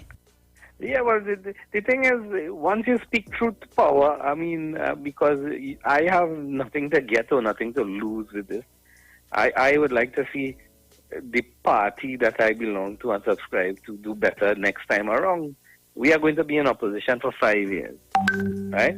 We cannot fool ourselves, which already are hearing the narrative in UNC circles that the Rowley government mightn't last 5 years. I don't know what make them feel that. But Dr. Rowley has shown with 23 seats, he could 5 years. I'd have no difficulty in believing that he'll last 5 years with 22 seats, right? They are confusing loyalty to leader with loyalty to party and loyalty to country. There's a difference. Well, Devon, before you go, I want to find out, is there any move afoot by yourselves and, of course, other prominent and not so prominent members of the UNC to remove Kamala Prasad-Bisesta before the internal elections next year? No, I have no plan to anybody. I am making public calls, and I am hoping that some sort of public pressure be brought on her to that she takes the advice and step down. I'm not seeing that. I don't think that is a possibility. Holding on. I think somebody called me today and say the only time she will give up the leadership is when they put a piece of camphor in her mouth on the pyre in the Mosquito Creek cremation. Oh boy! So that's the only time the power will give up. People have attacked me saying this is a woman thing. You're attacking Indian. I am not. And this question of leadership, and you have ushered us in past 11 defeats in the elections, and we have 4 by-elections. We'll probably lose 3 out of them, and we have a Special Olympics parliamentary team that will probably embarrass more than the last 5 years would have seen. So basically, you're saying things has to get a lot worse before it can get better in the UNC. Yeah, I'm not as hopeful unless there's some kind of direction change. You have virtually the entire national executive now getting seats in the parliament. This is the executive that when Ganga Singh had challenged the leaders to have an election, put the re-election of the leader outside of its UNC's constitutional framework, that they voted with her to have her elected back. So now they have all been richly rewarded for that support, and they're in the office. So party organizer, for example, Ravi Ratiram, was a candidate, so he wasn't involved in no party organization for the election. You have Anand Ram, who's the policy and strategy officer, was busy as a candidate himself. The general secretary of the party was a candidate. The PRO was a candidate. The political leaders were candidates. So who was running the party? Who was strategizing with all the officials?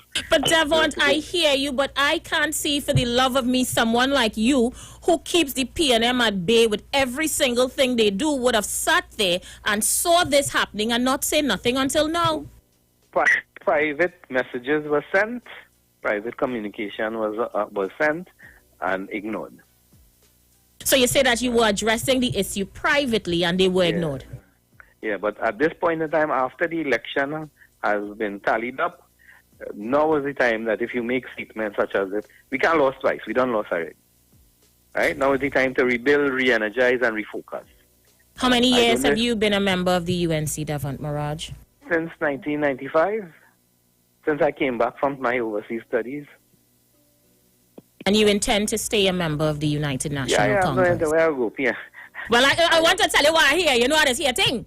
Yeah, I hear you and your old friend named Faris. I don't know Faris who. Signed some deal. They have a picture with you and Faris hug up all over Facebook. They say you get a position under PNM. I don't know. I'm just telling you what I hear. The only position I'll be interested in is with my wife, right? So that's a different story.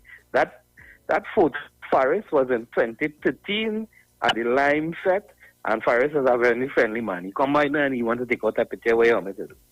You know, Faris and I have a civilized relationship. I mean, we are good. I have no problem with that. And you were not in cahoots whatsoever with the PNM to undermine Kamla Prasad Bises's government or her election? Anybody. I hear PNM big work. I hear so. I'm just telling you what I hear, Devon. Aisha, I want you to hear also where I get the work, because I want to show up tomorrow for duty. Because I want So are you saying that you will not be in the swearing in tomorrow? No, but if you get the invitation, I will come.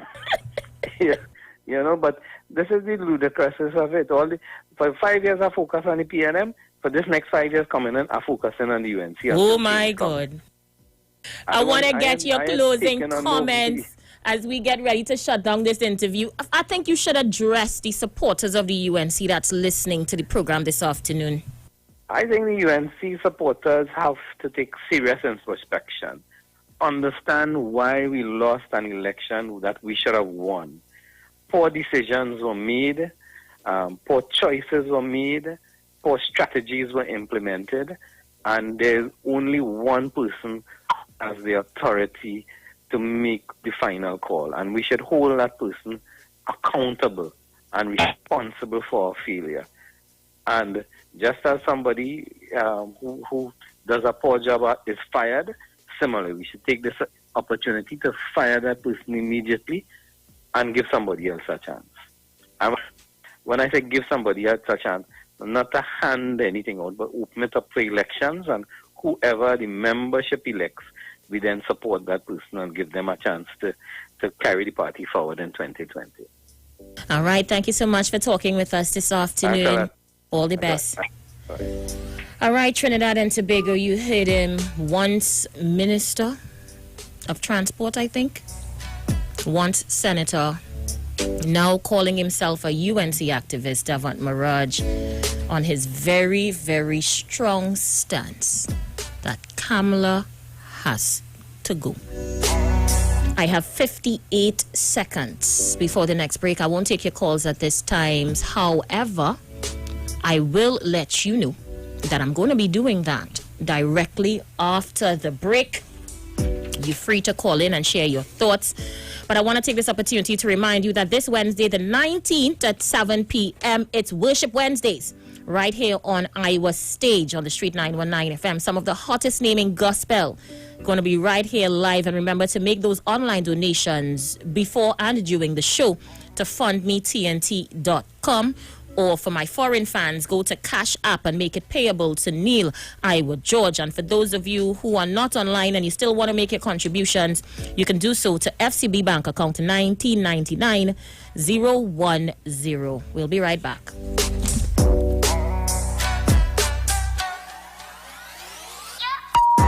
The music. This Friday, it's Calypso Night on Iowa Stage, featuring... Hello, well, this is Impulse, and you see, this Friday on Iowa George Stage is one-on-one with me and I. Don't forget, this Friday on Iowa George Stage is real Kaiso. Log in, tune in, you and I. This Friday, real thing, all kind of thing, ting. Streaming live on Instagram at Iowa George, Facebook, Neil Iowa George, and YouTube, Iowa TV. It's Iowa Stage. Looking for a safe and relaxed professional massage therapist and nutritionist? Look no further. Nature's Touch with Empress Judy and Associates offers a natural approach to better health. Treat yourself to a professional massage therapy and nutrition advice in a safe and relaxed atmosphere. Rejuvenate your body, mind, and soul at Nature's Touch Therapy. For an appointment, please call or WhatsApp 1-868-398-8282. or visit our Facebook page. Remember, your health is our responsibility at Nature's Touch. Finally, a line of baking products that caters for the gluten-free, cholesterol-free, egg-free, and dairy-free person, enriched with sesame, flax meal, and chia seeds. Also try our line of seasonings and spices that are ideal for diabetic, kidney, heart, colon, and hypertensive persons. Perfect for the whole family. Healthy O, the healthier way to go. Find it in a supermarket near you. Hi, good day, people. This is your nutritional educator here. As you know, the whole thing is about educating people. So, you see, when you're educated, you can make better choices when coming to your health and your wellness. And this is what we're about here at Natural Solution Education. That's the first premise of our doctor. That's what it means, is to educate people so they can make better choices. Now, today what we want to show you, we spoke about having what we call our essential immune protectors and immune enhancers. This is what we're going to be sharing with you today. Right? Now, we're going to start by the OxyLife. You've heard us mention this already. Now, the OxyLife is your hydrogen peroxide, and like I said before, the senior people will be quite familiar with this because this is used, as you can see here on the chart, for a number of things. Now, primarily what we're using this for is to disinfect the system. This sits on the same periodic table as bleach. What do I mean? The same ability that bleach will have to kill all viruses, bacteria, antifungal, etc. is the same protection we get with this, but of course the human body can handle this. Now with this, you're taking 3 drops 3 times a day, and this will release and expand oxygen in the system. And as we know, once oxygen in the system, body is able to heal. The medical fraternity always knew that. The thing is, the challenge is to have oxygen stable enough in a particular area in enough time to cause change. What we have is the OxyLife that will do a good job in that area. And there's a range of issues here. And by the way, this will protect you from a number of things, especially those of you suffering respiratory problems. Here we have what we call the liquid chlorophyll. Now, chlorophyll is one of my favorites because this has the ability to cleanse and detoxify the blood. Under a microscope, guys, this looks the identical way to the human blood and even the platelets, because the difference is this has magnesium at its base, and of course our cells have iron at its base in its core, but it's the same thing, meaning that this will be able to help to build the blood. For those of you who have low blood count and issues in blood, this is excellent for building blood and detoxifying the body. I promise you guys, if you take this for 3 months straight, it will deodorize your body to the point where you would experience no morning breath. You will sweat, but you will get no scent, and most importantly, as I tell persons and they laugh sometimes, you will use this and you will defecate and there will be no scent. Completely deodorize the system. Of course, you know about our Super Silver, has become very, very famous, and I do have to mention about this much because people know the benefits of silver. As a matter of fact, silver is what they used before the advent of antibiotics. This is nature's antibiotic, people. It will kill those bacteria, those microorganisms or pathogens we call them, without harming the immune system. So this is big time, and this is something that every household should have. You should have this in your medicine cabinet. We're talking about functional medicine here, that you can reach for this if your child scraped, they have a bruise or cut, whatever you. If you take this, you're taking about 1 tablespoon twice or 3 times a day, depending on the size of the individual, and this will protect you even in this time where we have viruses going around. So this is your silver, super silver. Let's talk very quickly about these minerals. Now, we refer to this as Ormus minerals, and if you go online, you will see a lot about the power of these Ormus minerals. Now, minerals are important, as we know. We take in vitamin C, we take in fruits and vegetables, but unless you have certain minerals, the body will not be able to synthesize, it will not be able to metabolize and utilize vitamins the way it should be. Alright? So this is important. So again, we have our minerals, and by the way, this includes essential minerals as well. Here we have, this is our little hand sanitizer, referred to as silver gel. And once the light hits this, the color will change, okay? And that's because it's showing these silver particles in here. You can use it as a hand sanitizer for cuts and bruises, etc. I want to share this with you in this short video. Our muscadine here spoke about this. We had literally thousands of testimonies with this powerful product before, but it was out of circulation. So we are so happy to have this now at a time that people need this. The benefits of muscadine is that it has over 100 antioxidants. Some of them are classified as proanthocyanins and some are anthocyanins. To cut a long story short, these things have different functions in the body. Diabetes, circulation, heart disease, a variety of things you can use this for, as well as protection. So we want to leave you now a natural solution. We'll see you in another video soon to educate you as we do our educational drive. Alright? Blessings.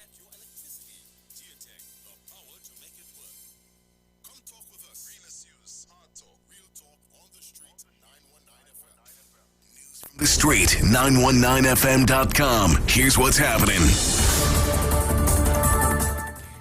Good afternoon. I am Vanessa Thomas with the 4 o'clock news on the Street 919 FM and online Facebook and YouTube, sponsored by TN Tech, the power to make it work. In the headlines, Dr. Keith Rowley to be sworn in as Prime Minister tomorrow. UNC leader Kamna Persad-Bissessar concedes 1 week after the general election. 7 held at penal bar charged with breach of COVID-19 regulations, and internationally magnitude 6.6 earthquake hits the Philippines, leaving at least 1 person dead. And now the news in detail. Dr. Keith Rowley has announced that he's been invited by President Paula May Weeks to be sworn into government as Prime Minister tomorrow. The ceremony is set to take place at 4 p.m. at President's House. Dr. Rowley says he is in the process of putting together a cabinet and the rest of the government, which by tomorrow afternoon should be available to the public. Dr. Rowley says the full cabinet is likely to be sworn in after the Prime Minister tomorrow. And more than a week after the general election, opposition leader Kamla Persad-Bissassa has finally conceded defeat. However, she said she will not be resigning. In a statement issued this afternoon, the opposition leader said the people have spoken and the People's National Movement will form the new government. She said after some days of reflection and monitoring of the progress of the election recount process, she is satisfied but disappointed with the election result. Preliminary results indicated that the PNM claimed victory at the 2020 polls with 22 seats to the UNC's 19, along with the popular vote. In other news, 7 men have been charged with breaching the COVID-19 regulations after they were caught in a bar in Pinal. Police reportedly went to the establishment at Goodman Trace Junction, Penal Rock Road yesterday morning, where they observed a number of persons seated within the premises consuming alcoholic beverages. The men were charged with breaching Regulations 2A of the Public Health Ordinance. This stipulates that public gatherings are not to exceed 5 persons. Meanwhile, the fine for failing to comply with doctor's orders if you came into contact with a person who tested positive for COVID-19 is TT $50,000 and imprisonment for 6 months. The regulations that came into effect yesterday were made in light of a lack of adherence to advice given by medical officers treating patients with flu-like symptoms. The CMO said the measure is being taken to prevent the spread of the coronavirus, to maintain the interest of public health, and to ensure the contact's well-being. Finally, on the international scene, at least 1 person has been killed after a magnitude 6.6 earthquake hit the Philippines early Tuesday, causing buildings to collapse. The tremor struck in the Samar Sea around 8:03 a.m. local time there, or 3 p.m. GMT time, just a few miles east of the town of Chatingan, which was badly damaged. So far, there are no other reports of casualties, but search and rescue efforts are still underway. And that was the 4 p.m. news on the Street 919 FM and online Facebook and YouTube, sponsored by TN Tech, the power to make it work. As we go, recapping the headlines: Dr. Keith Rowley to be sworn in as Prime Minister tomorrow. UNC leader Kamla Persad-Bissassa concedes 1 week after the general election. 7 held at Penal Bar charged with breach of COVID-19 regulations, and internationally magnitude 6.6 earthquake hits the Philippines, leaving at least 1 person dead. Stay tuned to the Street 919 FM. I am Vanessa Thomas. Do enjoy your afternoon.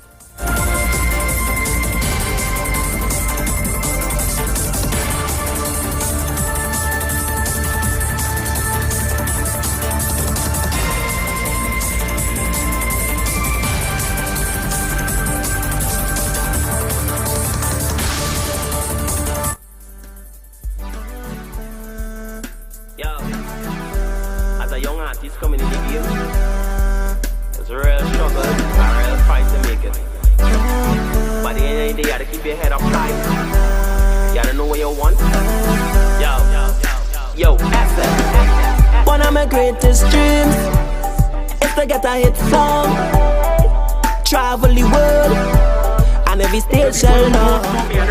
One of my greatest dreams, when I do my album, #1 in the world, but I need a hit song, so DJ, play me now, wheel up my tune and play me now, promoter, pay me now, don't tell me your dance was failure, DJ, play me now, wheel up my tune and play me now, promoter, pay me now, don't tell me your dance was failure. I work hard to write my song them day, some productions free but some happy. No matter what, I still can get airplay, and I can take that. If my song is crap, then tell me that. Don't rate it, then laugh behind my back. Please, don't cast me up. Voice notes. What happened, Aisha? Leave she there, don't let she get away, leave she there. We don't want to break our winning streak. Thank you. You could sing, woman, you could sing. Let's see who's on the line. Caller, you're live. Good afternoon. Pleasant afternoon. Good afternoon again. And I think you would have me a little more regular now. the election is over and a program like this, I'll weigh in and talk. But I don't want to stay too much on the politics because I don't really want to go there. But let me just, what Devant Maraj was saying, he's correct. And I'll tell you this, anybody do not want to do a post-mortem on the loss of a political party in a general election, something wrong with it. Anybody who call in the radio to curse and curse, that will not make the UNC return to governance. And he is correct, Aisha. Let's face it. You need to do a post-mortem and you need to know what would have gone wrong. And I could tell you I was staying in the backseat. You realize for the whole election I stayed away. And when you listen to the radio and you listen to the UNC activist who was the number one activist, you realize all different activists were speaking from all different hymn sheets. And I know something was wrong. Because that's what I'm telling you, I am not a PNM, but I must say, the PNM, the machinery, the institution, they had it together. If you listen to them on a program, everybody sounding the same way. But what you had is everybody, and you know what was sad? If you was a UNC, and you would, which I didn't call in, and you would have called in to say anything, they will cuss you and miss the point and not understand you're up against a general election. And the PNM, give credit to them. The machinery, the institution, that's why I always say perhaps is the greatest in the Caribbean. And I am saying, in order for the UNC to go forward, they must do a post-mortem. They got to take criticism. It is the only way. If the UNC have to return to governance, and he's correct, you must get an old cobweb room. And if you cobweb in a house, Aisha, long ago you grew up around old people. You ever know that they start in the corner on the ground cleaning? Where they will start from? Just a basic question I ask you. You cobweb in home, Aisha. You had to start from the roof. Thank you. Now it's not to involve you, but we're talking proper sense here. And I am saying, if the UNC did not stop some of the activists from coming on the radio and cursing people, and you do not want to take criticism, you know what it says? That it is not a democratic party. And the same thing Devant is saying. My party card is from since then. It has some people who come in and cussing people now. There was never a party card holder from Brazil, and they go right back. And Tabakit is qualified to talk. Hear what I'm saying this evening, but I wouldn't go there. To me, that is not my styling to wash your dirty linen in public. And by now you understand me. But what needs to be said in the public, I will say, the UNC have to sit down now and to do a deep retrospective look. They got to do a post-mortem. All is not well. And no matter what program, who been paid, who come to cost people, the fact is that the PNM is in government. By tomorrow, Dr. Keith Christopher Rowley, he will be the Prime Minister. He's going to put a cabinet in place. And the UNC, there is no blue light. They are not in government. Hey, Tabakit, Cosme, say what all you want. The dust have been settled. The United National Congress, and I'm calling the proper name, would have lost the 2020 general election. And if they didn't do a post-mortem, if they didn't do proper cover-up, and they have people coming out and cursing people, and people who is really not UNC, who just came on board, I am sorry, the party will go nowhere. Tabakit in the house.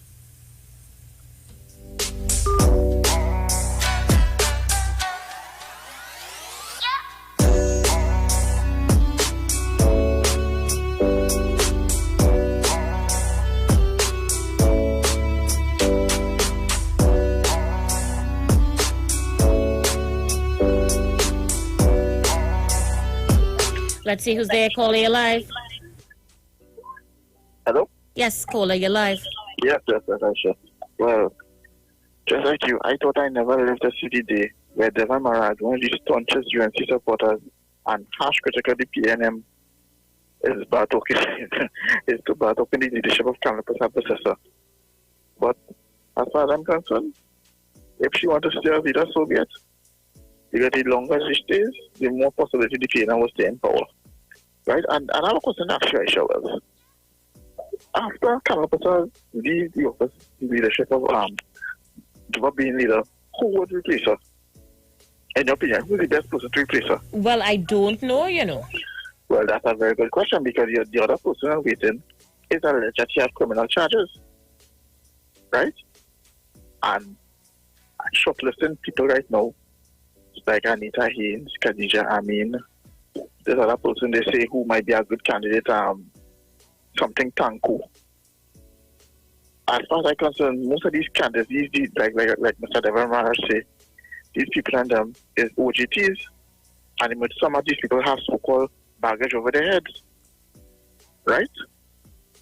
From alleged brothel owners of porn stars.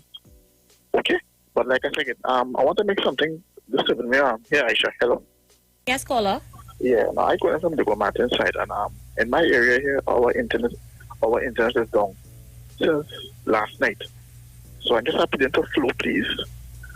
Right, I call from the street area. I want the internet back up and running. We can't be paying money every month, and we're still waiting for the internet to come back on. Right, it's very taxing, and I can't even watch all here on my computer because the net is down.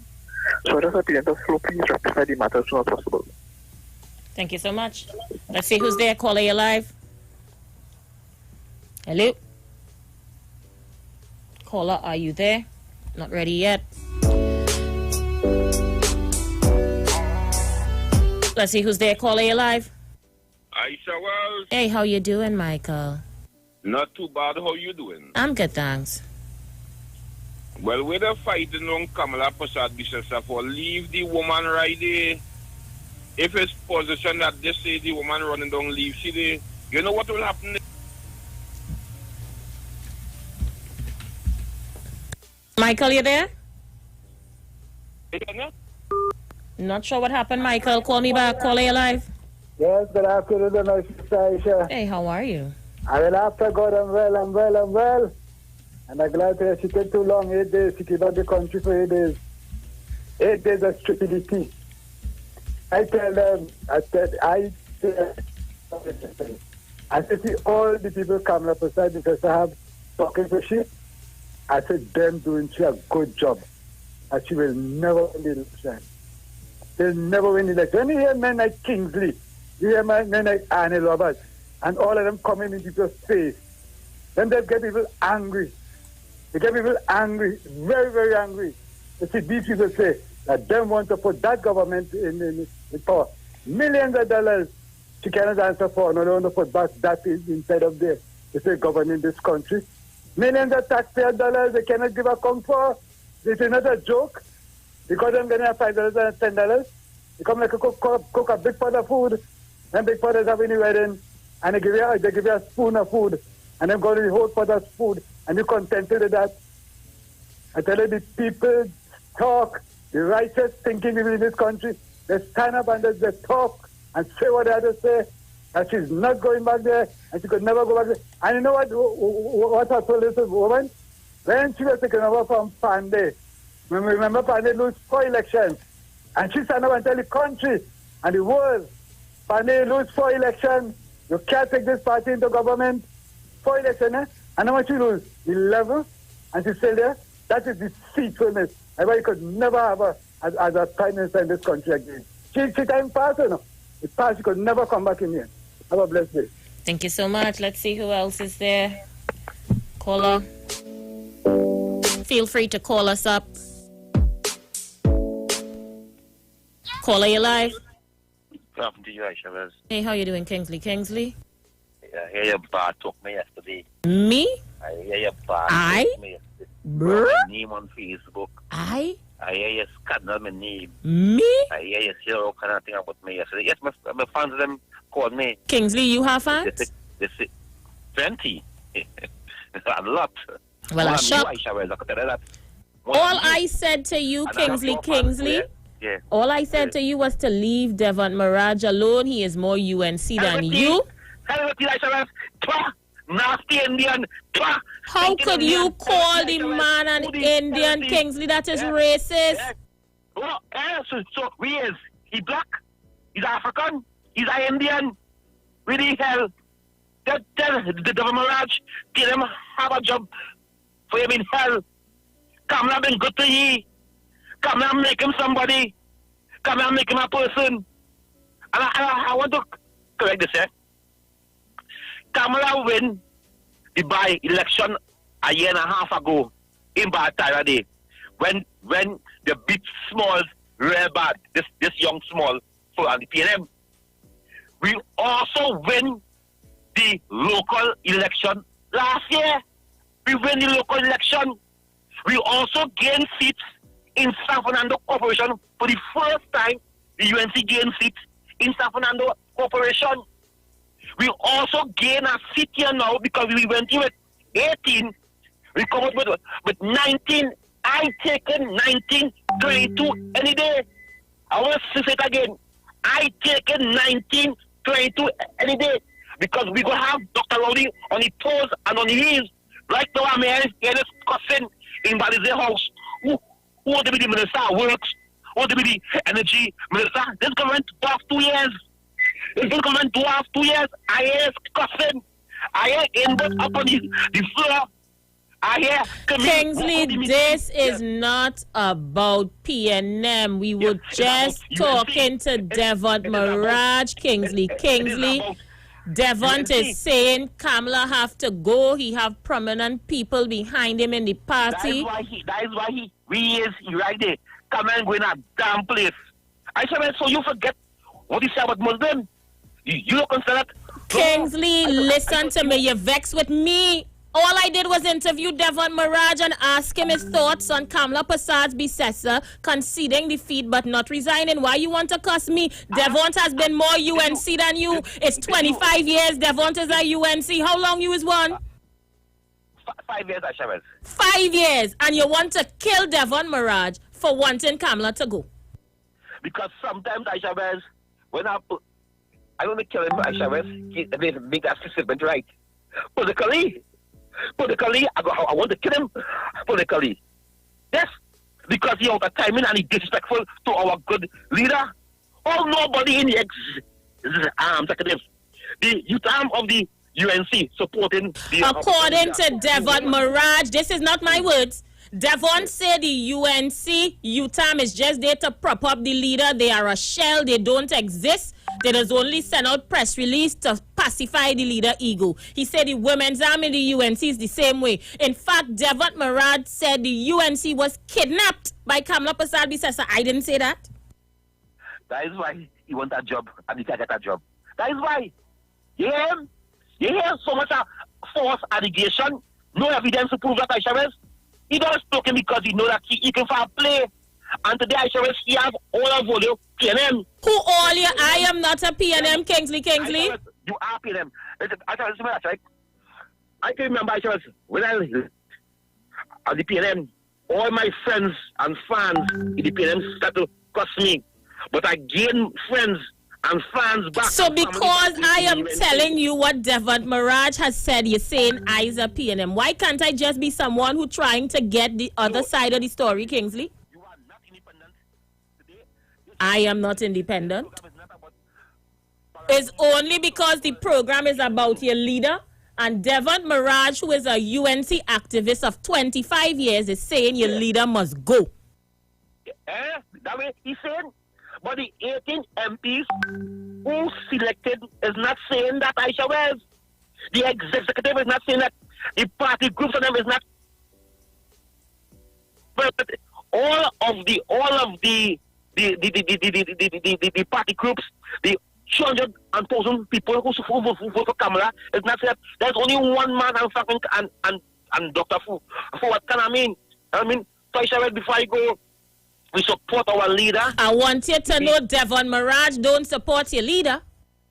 I say, helmet, I just custom and go. Stop harassing the man on Facebook. Come off, yes. You come off is on Facebook. You're going and harass the man now. Devon Mirage, block him.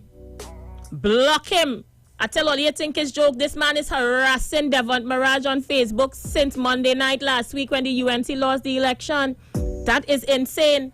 What has Devon done to you, Kingsley? The man have not done anything to you. The man just talking up for your rights. But what trouble is this? You want to cuss the man all about the place, threatening the man on Facebook, calling the man all sorts of racist remarks. It was racist of you because he says your leader must go. Kingsley, no, you're a dictator. You are a dictator. I mean, you accuse other parties of having dictators and fanatics, but you ain't no different, Kingsley. Kingsley, you are a fanatic, a fanatic, a fanatic. Let me get some comments on the inside. Go on Facebook and cuss Devon now. You go. Go on cuss him day. Color your life. How you do, Aisha? Boy, bacchanal in the UNC, and I don't know how I reach in the middle of it. But don't frighten. You could get out easily. You see, you think of it, UNC is so structured well where you can't have a room to pass and get out of the way. So don't get frightened with that. My thing is, well, I don't think Kingsley's serious, you know. He's the first man I see borrow a home for 5 years and then place himself as though he could create policy and tell who could stay and who could go. Like Kingsley, you know. Kingsley, who was a member of the ILP, first PNN, now ILP, now UNC, I told him he's a drifter. And Kamla Prasad used drifters conveniently. So anyhow, Aisha, one of the things that I will not take with Devon Mirage is the whole question of that type of person representing the UNC. I am saying that the UNC, now I am not there to be too much in the UNC's business. But as a citizen of Trinidad and Tobago, I am concerned about the leadership of the UNC in the context of them managing 19 seats in the parliament. 19 seats in the parliament is not just to go there, take whatever money you have per month and not support legislation geared towards the development of Trinidad and Tobago. Now, I said UNC is consistent even in the years of Mr. Pandey. Their policy is not to make the government look good. Now, I don't know what that means because I know there are things that you could agree on in the parliament through proper negotiation that could create, big welfare for the citizens of this country. For one, I want that bill in relation to the Revenue Authority. The question of that is important to me. The question of property tax. Because where that conversation about the poverty and poor people with property tax, they know that is a farce. You can create legislation to exclude the poor being taken advantage of or the poor being in a circle where they will not be affected. Kamla Prasad and those 19 seats of people know that. What they're debunking and getting away from is the whole question of proper legislation that could create the whole question of corrupt activities to desist. Aisha, that is my dream in Trinidad and Tobago. Because I know if we have proper legislation and we deal with corruption, we could get money borrowed. Our society will be seen as third world. And all we have to do now is put our people in a position to understand where we are. Not be dependable. Because remember the UNC, their policy is to really take care of the poor. That might be a good thing. But we see we're taking care of the poor, the rich end up with more of the money. So my thing is, UNC has to understand. I don't business with Kamla Prasad, but whoever leader they put there, it can't be the Devon Mirage. I might take heed to, what's his name? The well-spoken East Indian guy. Everybody runs him down. You know the man. Mother like him too bad. Who's this? Who's that? Oh gosh. Masmoudi? No, not it. Your smoothie. Your smoothie have to go and baptize. So we talk about that. Oh God, I like him too, man. The rice man. Oh God, the rice man. Who's that boy? Who's the rice man? You see the rice man? I could still deal with him, but other than that, unless they Vasant Bharat? Vasant Bharat. Vasant Bharat is a fellow who seemed to be flexible and who could create the whole avenue and conversation for UNC leadership to understand the difference between supporting a party and supporting things geared towards making your country develop. Okay? But once you come with Devon Mirage and them is the same kind of thing, Aisha. Them come with the same thing. Don't support. So I don't want to hear them. Okay? Good program. And Kingsley, take a rest now. Get out the people's house. No, the man getting on bad, I tell you. Devon may have to take out a restraining order politically against here. But I tell only he getting on dirty on Facebook, cussing up Devon Mirage. What Devon do, Kingsley, I don't know. Devon's in the hot party 25 years now minding his business. Things in order. The man have the things. Things less Kingsley cussing up Devon Mirage all over the Facebook. Because Devon shares a different view from he. Kingsley, you're a fanatic. Face it, you are what you call everyone else. And I'm still going to get help for you because he is my neighbor. Now I'm going to find help even more. I'm going to look high, I'm going to look low. Clearly the prayer warrior, Miss Gloria, may be too tame for you. I might have to get an exorcist to deal with you. But I'm going to go up by Mount St. Benedict. And I'm going to get somebody to help you. You need help. You need help. Let's see who's there. Caller, you're live. Aisha Wells. Hey, how you doing, Kunji? Good afternoon. Aisha Wells, can't say I leave you. I know you might be hurting right now, but can't say I take your pain. Next 5 years, your pain might stop. But Aisha Wells, I support Devon. No? I support Devon. Are you kidding me? You COP, you're saying that your leader must leave? That is not my leader. I have no leader. Oh God! Look how quick you have denied her, like Judas. You have denied Christ. Well, we support Daniel Duquesne point of view over here, and we sorry, my bad. And we take the pain quiet. So everybody else has to take the pain. But why I will support Devon Mirage, right? Aisha, if Kamala didn't change so much regular faces in the UNC for the next internal election, all those regular faces want to be against you, So she really keep the people and them. She really bring new people and keep people who will support you for the internal election. And that is the sad part about the vindictive and the nasty politics. You know, the same, Basdeo Pandey lost so much election. And the same attitude she and Jack Warner had to move out Basdeo Pandey. Why she can't realize now, well, it's time for she to go. That is only sense, Kingsley. And the UNC will have one Do not leader. say that COP, he going to sort you out on Facebook and cuss you like how he is doing Devon Mirage. Don't tell Kingsley that. No, well, I don't really believe independent people is really be cussing people on Facebook and things. Independent people don't engage themselves in that. Is uneducated people engage themselves in that. I just want you to know, do not say anything about Kingsley leader because he's going to harass you on social media.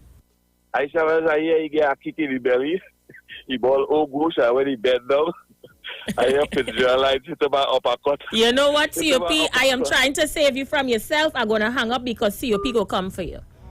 I'm saving you from yourself, COP. Don't say nothing about he going to come for you. Let's see who's there. Caller, you live. Caller, you live. Hi, good afternoon, Aisha. Hi, how you doing?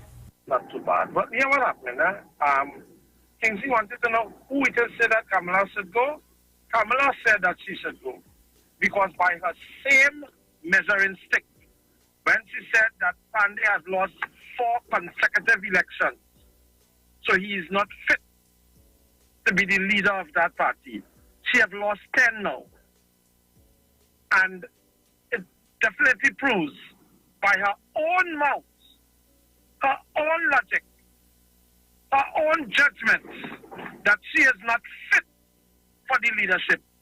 I have no problem with she still, because then that might make PNM have a better chance of winning. Because as long as she continues on the path that she did, because she made herself lost this election. I don't know if anybody realizes that. Had she just kept her mouth shut, you know the old saying that they say, keep silent and let everybody feel you're a fool than to open your mouth and let them know for sure beyond any shadow of a doubt. I think she needed to follow that. Because when she started speaking, that was her downfall. You came with all these strange things, and if you notice, her support base wasn't there anymore, because normally the UNC will muster 300 and something thousand votes. They got 200 and something thousand votes this time. So people, because of all the things that she was saying, people start to wonder, people start to get afraid as what to do. So we have to be aware of this, and if it is, they continue like that with the same person, what do they say, the definition of insanity, doing the same thing and expecting a different result. I don't know. If they want to remain insane, well, why not? Let them go ahead. You have a nice day. Thank you so much, my brother. Let's see who else is there. Caller, you live. Caller, you live? Caller, you there? Caller? Not ready.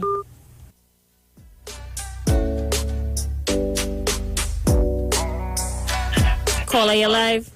Yes, good afternoon, Miss Aisha Wells. How you doing, my dear? Yeah, well, let the UNC and them sort out the differences there right now, no. But it's what will be going on in Parliament. I know is a no. We're not supporting anything that this government doing. She would like Dr. Oli to look so bad in this one because she has one more seat.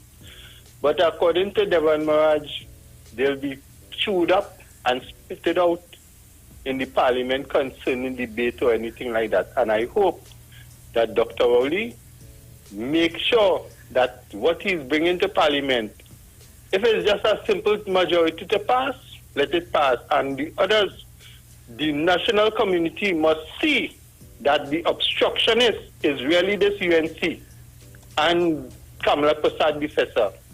Ms. Bissessar, enjoy your opposition. Thank you very much, Aisha. Thank you so much, caller. Caller, you live? Yeah, good day to you, Mr. Wells. A good day to you. I'm blessed to birthday to you. Thank you so much, bro. Yeah, you realize what's going on? President Sadaki Alem is being blamed for UNC losing election, you know. You understand? But it's good for them because after they have been witness, you understand? A sin that they perpetrate, the UNC perpetrate over the nation, you jump over there to cover up people's sin. That is it's good for them, but at the end of the day, we have closed the gate of hell for 10 years. Now I'm going for more. My friend over God day. Thank you. Every line is lit. Let's see who's there. Caller, you're live. Hello, good afternoon. Good afternoon. Yeah, what's up, Aisha? I'm good. How are you? Yeah, they with them. You know, as a PNM, right? But to suggest that, I'll hate the UNC to the degree which they hate PNM and PNM voters is not true. Because we really need their support in the parliament to get the brothers and them who took in these AR and them to get no bail. So, plenty of them will stay away from it. To get, the Explain Your Wealth bill passed so that, people wouldn't just government get rich in a few months and next thing you know, they're among the richest people in Trinidad and Tobago. To get the Revenue Authority passed because they're always saying, right, Hear the paradox. Hear the nonsense. Oh, PNM does make rich people richer, right? But PNM now want to pass bill to blaze tax that rich people need to pay, but they wouldn't support a bill that rich people. Think about the nonsensicalness of that, Aisha. Imagine there are bills where we need the support of people who get in the largest in terms of, they have the equipment to do contracts and stuff like that. They have property and things all over the place. It have bills where they could start to make contributions towards, and the UNC will use poor people to say, is you they're coming for, but it's not true that is you they're coming for. They just brainwash the supporters into making them believe that. And there are bills that will make the extremely wealthy who get wealthy off of, contracts and stuff like that literally lend a support to the country, but they wouldn't support a bill like that. So I want to support Devon Maraj in his utterances, if only to develop the UNC. Because think about it, the UNC supporters just spare the rod and spoil the UNC child, where they're talking, where they don't, the parents so lost that they would even brainwash them into believing that Dr. Rowley somehow found out surreptitiously that he won the election before the EBC made the report, when it was explained by Mr. Imbut how it was done, and they want to run with that. So there's be lied to, there's be brainwashed, and there's be drifted away from issues that needed. So I need a better opposition in my country. If you understand, and Mrs. Kamala Persad-Bissessar has proven herself to be very deceitful towards our people and all, but they buy it in lock, stock and barrel because of the race issue. So I think they need to use that rod right now the rod of criticism for us to have a better opposition in this country. I'm not going to hate them like how them hate us. I really need them to improve and to start to think about country and start to put aside all this nonsense that is be talking and all this divisiveness that is be talking. And if changing that leadership, and I know changing that leadership and all that cabal that around Ms. Kamala Persad-Bissessar, all of them could go on an island by themselves and let a fresh set of people who have country at heart take over the opposition. Thanks for allowing me this time. Thank you, brother. And that sounds like somebody who's a patriot. Yeah, somebody who would want best for their country. Let's see who's there. Caller, you live. Hello, darling. Good day to you. Who talking to you? Of course, my prayer warrior. I make out the voice long time. Well, I just come in to pray for two things. About the COVID and that our Prime Minister will be sworn in tomorrow. Okay. Go ahead. Oh, yes. Heavenly Father, I give you thanks and praise this evening, Jesus. Jesus, we have a situation of COVID-19. I heard on the news 4 nurses, Jesus, 5 were affected this afternoon. Jesus, you are the greatest physician. Jesus, you are the mighty one. You are the greatest, the mighty healer. And in the name of Jesus, I come against COVID-19, that no COVID-19. We rebuke that COVID-19 in the name of Jesus. Oh, hallelujah. Lord God, this is that Trinity, Father, Son, and Holy Spirit. And Jesus, you know who I am. I am your humble servant, dear Jesus. Lord, and again this evening, I heard that Dr. Rowley will be sworn in tomorrow, please the Lord, as our Prime Minister at 4 p.m. Jesus, and that, Lord, he has to select his cabinet. I'm asking you, dear Jesus, to let the Holy Spirit guide him, give him wisdom, continue wisdom, knowledge, understanding, and guidance, and he will choose whom he has to choose to make up his cabinet. And Lord, I bring up the opposition members before you. That, Lord, when they go into Parliament, they will unite as one with the government. And unite as one for our beloved country. And Jesus, I know that you are in control because this is your land. La Trinity, Father, Son, and Holy Spirit. Bless Miss Aisha, Lord Kota. I cover under your precious blood her children and her household, Lord. I bless Mr. Iowa George and the people who work in this station.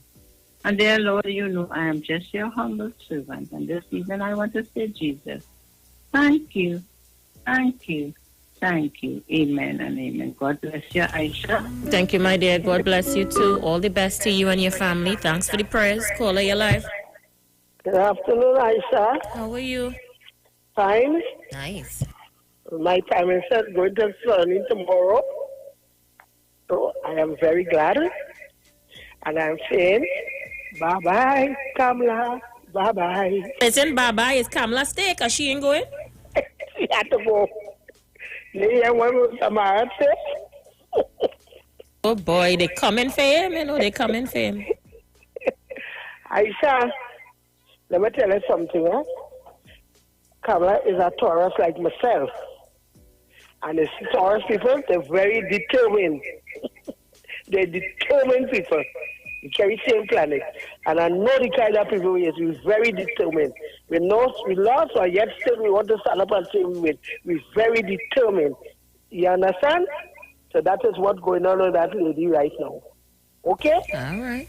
Okay, bye-bye. You too, my dear. Okay, so my messages are coming in via the message board. Let me see what's going on with you guys. I have to tip my hat off to the PM. I mean, see, this gentleman, I feel sorry for this man sometimes, you know. I was listening to this press conference, and when the media started to ask this man question, I tell you the truth, I wanted to just cuss, you know. I really wanted to cut because the question I was asking didn't have any kind of, makes no sense at all, right? We want Ms. Kamala Persad-Bissessar to come keep a press conference so she could be drilled by the media. She's not going to do that. She's keep hiding. She hold the country, right, ransom for a whole week. And now when you come off and you're saying about, you let's get along and all that kind of stuff, when you is the one that didn't see everything, Miss Lady, we asking you, please go. Please leave. We had enough of you. Please go. Bye.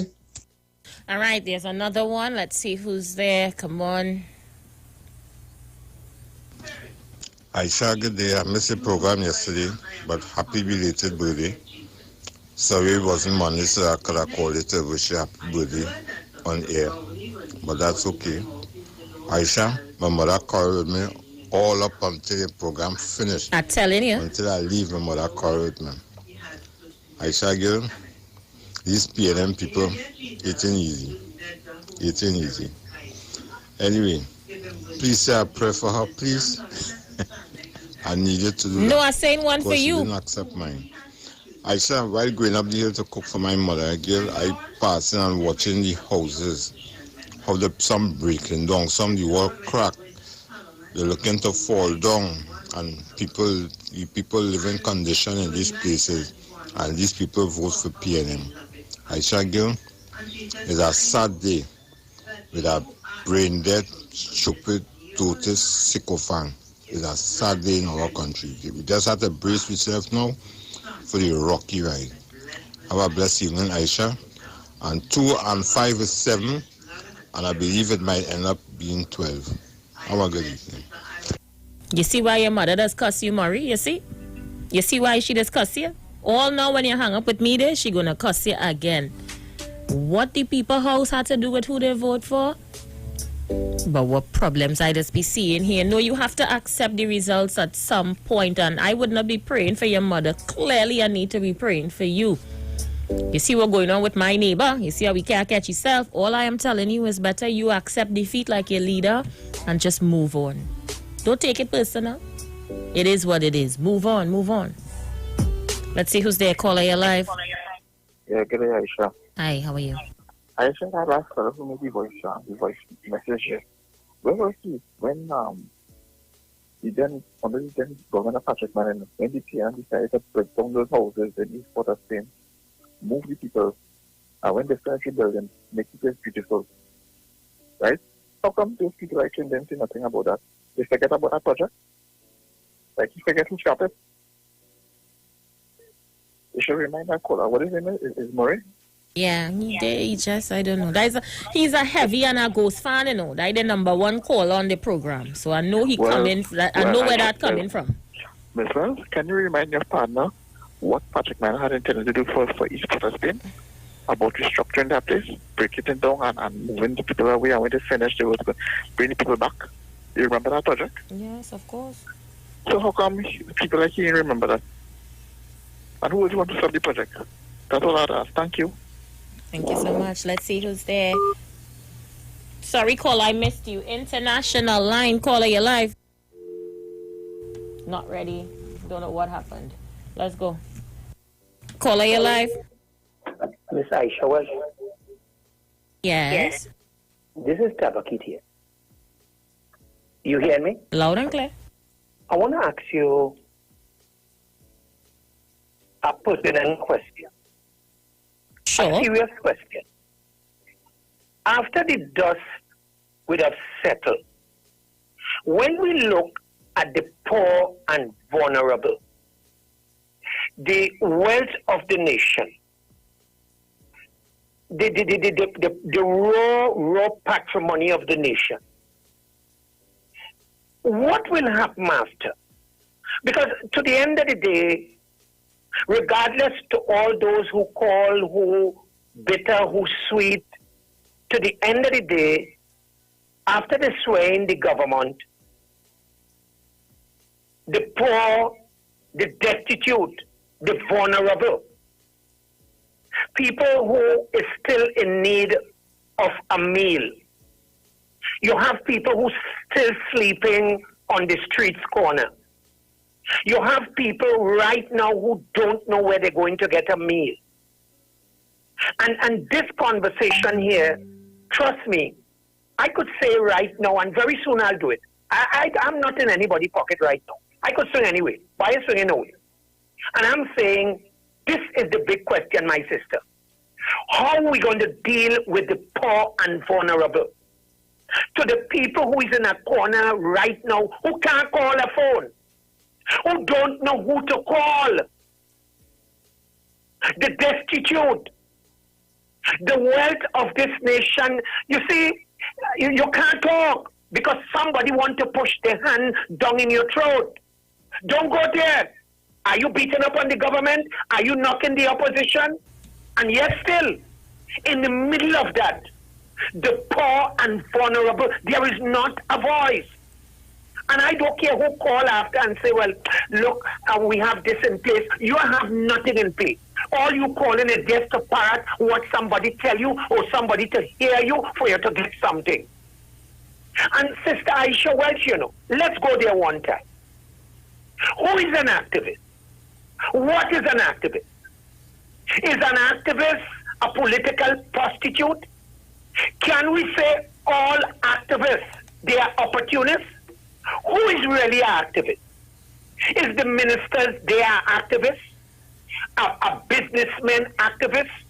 The underworld? Yes, everybody is an activist.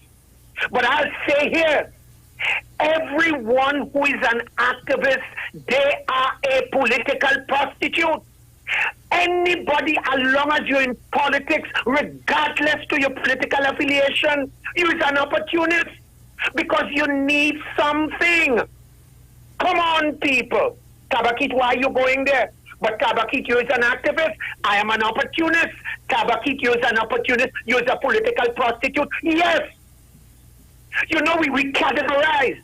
So we're saying those on the ground, they are activists. Well, the person who is the MP is an activist. He'll become a minister. You'll become an MP.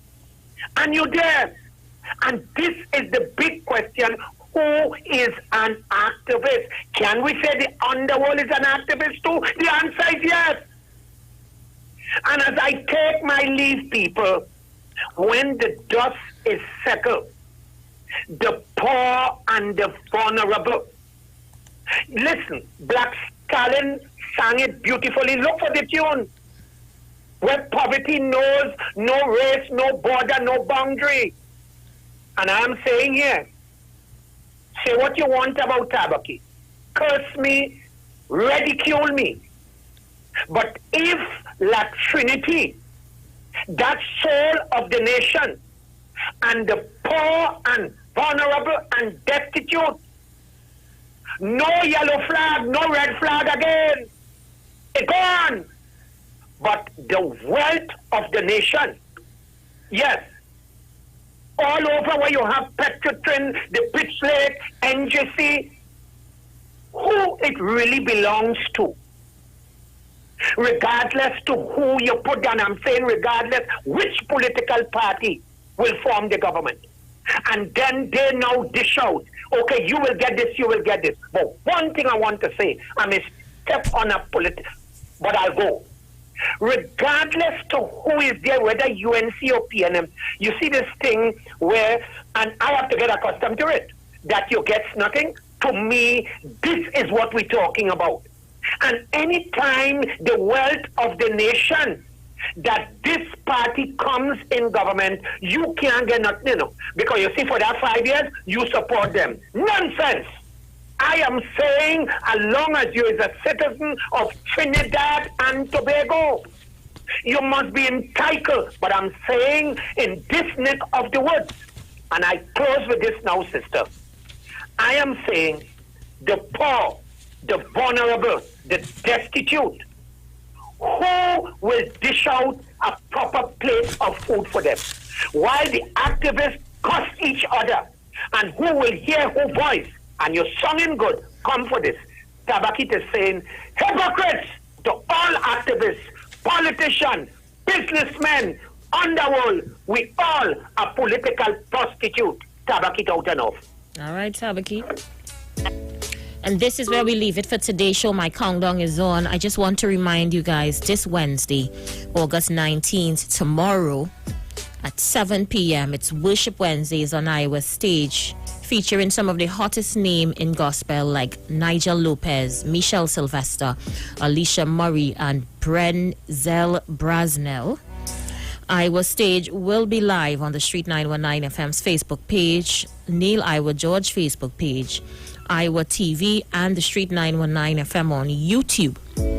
Please make your online donations before or during the show to fundmetnt.com.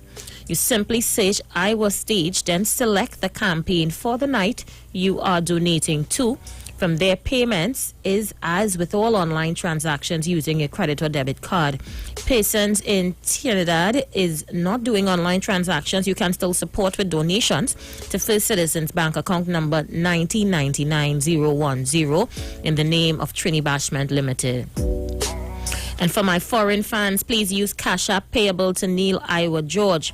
Don't forget to tune in to be a part of the dynamic series of concerts on Iowa Stage one-on-one with the artists supported by Tuku, taking care of business through our music, and Pantrin Bago and U-Store Lady Al's Avenue in San Fernando. And don't forget this Friday, the 21st of August from 7 p.m., the man himself, Neil Iowa George, is one-on-one with Impulse on Iowa Stage. It was an excellent program today. Thank you guys so much for being in my company. I'm going to be with you again tomorrow between the hours of 2 to 5. I want to thank you guys for keeping it locked to the Street 919 FM. As I usually say, TNT, do a good deed today. Until tomorrow, when we come with something else, something new, something hot on the official station that defends the nation, the Street 919 FM. Have a good one. We know the street.